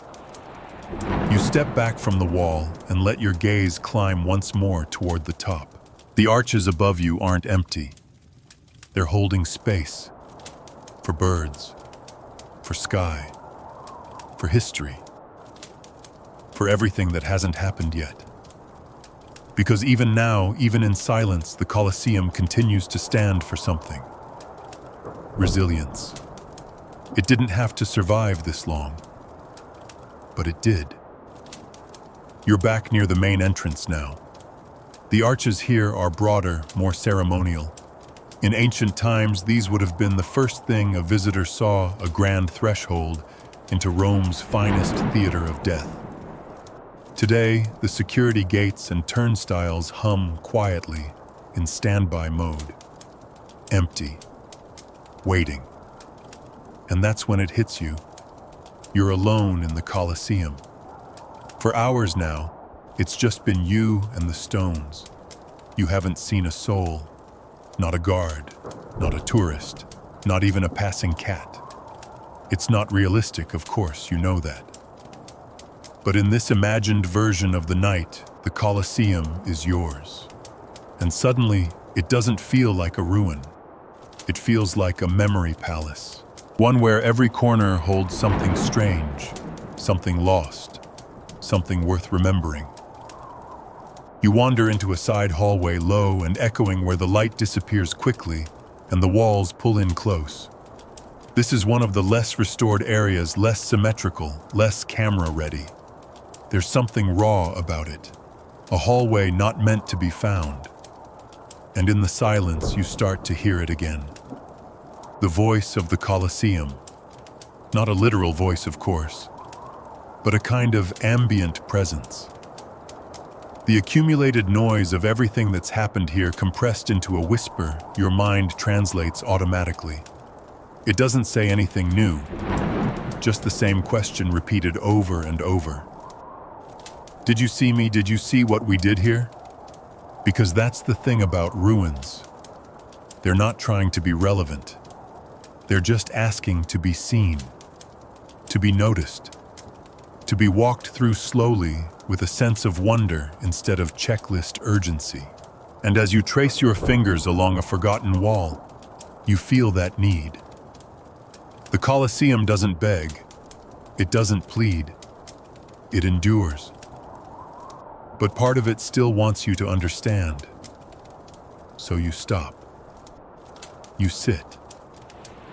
Right on the stone bench tucked into the curve of a corridor where some Roman once waited or rested or wept. And for a long moment, you don't think about gladiators or popes or tourists or missing walls. You think about the people. The girl who sold olives near the East Gate. The slave who scrubbed blood from the arena floor. The architect who cursed when his measurements didn't line up. The prisoner waiting below for a gate to open.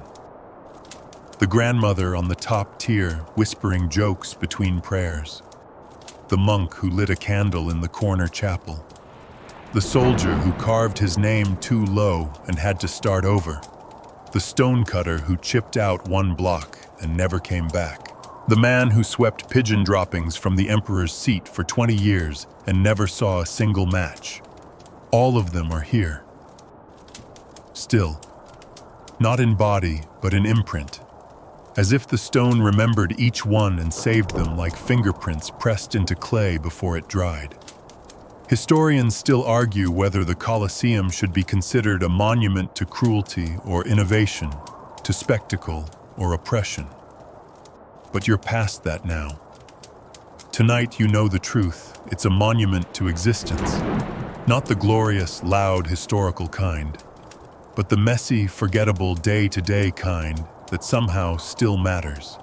The kind that happens between legends, the quiet work, the waiting, the surviving. Here's your mainstream fact. The Colosseum wasn't only used for deadly shows. It also hosted dramas, public executions, animal hunts, and even mock naval battles early on. Yes, naval battles. They'd flood the floor, bring in ships, and stage watery duels in front of gasping crowds. But here's your quirky tidbit. Some scholars now believe the naval battles weren't held inside the Colosseum at all, but rather in a different arena nearby, or that they were so impractical they only happened once or twice as publicity stunts. Like when modern stadiums try to host a monster truck rally and end up with a cracked foundation and one very confused intern. But the point isn't whether it worked. The point is that they tried. Rome always tried to be bigger, louder, more impossible than last time. And when it failed spectacularly. You smile. That part hasn't changed, because modern visitors do the same. They arrive with dreams, expectations, wild assumptions. Some are shattered, some confirmed. Most people don't walk out saying, "Wow, that was exactly what I thought it would be." They walk out changed, not always dramatically, but subtly rearranged, like gravity shifted while they weren't looking. And that maybe is the Colosseum's final trick. It does something to you. No loud pronouncements, no speeches, just stone and silence and scale. It rewrites your idea of time. It humbles you without humiliating you. It says, "I've seen worse than you, and yet here I am. So you'll be fine." You stand up from the bench. The air feels different now. You've walked the floor, climbed the tiers, sat in shadow, touched stone carved before your language existed, heard ghosts, smelled dust, imagined blood, imagined prayers, seen what was taken and what was left behind. And now the Colosseum looks back at you and says without words, "You're part of me now." Not because you understand every fact, not because you aced some invisible test, but because you showed up, you stayed, you listened. You didn't just see the ruin, you saw the survival. And in doing so, you left something here too. Maybe not a carving, maybe not a coin, but a moment. And believe it or not, that's enough. You don't leave right away. There's no rush now. You've seen what you came to see, and more importantly, you've seen what most people don't. The Colosseum is no longer just a circle of arches and dust in your mind. It's something far more intimate. And in this final stretch, your steps feel different, heavier, reverent. You move along the perimeter, slowly tracing the outer edge where the Colosseum fades into the city. It's just stone meeting sidewalk here, nothing dramatic. But this is where two worlds touch, ancient and modern, collapsed and still standing. And just beyond the railing, the Roman street pulses with life. Scooters zip past. Someone laughs loudly in a language you don't know. A waiter in a vest wipes down cafe tables. Street musicians nearby pluck out jazzy versions of Vivaldi. A dog barks. The city hums. And yet, none of it interrupts the feeling. Not really. Because here, the present doesn't fight the past. It folds into it. Rome isn't a city that built over its ruins. It built with them, around them, between them, And no structure makes that clearer than the Colosseum. It's not a museum piece. It's part of the organism. Every local has a memory tied to it. Some learned to ride bikes in its shadow. Others fell in love here, got lost here, kissed someone here after too many glasses of wine, sat on the curb outside it at 3 a.m., jet-lagged and deliriously happy to be alive. Even now, someone's probably doing exactly that. And that's the final revelation: the Colosseum didn't survive in spite of us. It survived with us, because every generation found a new way to use it. Gladiators, martyrs, bandits, monks, architects, tourists, pilgrims, dictators, street vendors, historians, kids on field trips, janitors, pigeons, and now, you. Here's your final mainstream fact: despite all it has endured, the Colosseum is still structurally sound. Engineers regularly assess its condition, reinforce the weaker points, monitor for seismic activity. But overall, it's holding, still strong, still working. A skeleton with muscle memory. And one last quirky tidbit: in 2021, Italian officials announced plans to rebuild a retractable arena floor, high-tech, reversible, respectful of the original. Not to restart blood sports, of course, but to allow performances, concerts, operas, maybe even modern plays. Imagine that. After 2,000 years, the Colosseum may once again become a stage. Not for lions, not for executions, but for stories. You stand at the final arch, hands resting on the railing. It's quiet again, just for a moment. And you find yourself thinking not about what was lost, but about what remains. Not the walls, not even the history, but the feeling, the awe. That's what survives. And maybe that's what you'll carry back to your own world, your own routines and inboxes and blinking screens. The reminder that things fall apart, yes, but they also endure. That ruins are never really empty. They're just full of things we've stopped noticing. Until we come back. You take one final breath in the shadow of the arches. The Colosseum says nothing, but it doesn't need to. It's said everything. And now, as the night deepens and the last echoes fade, you feel the quiet settle in.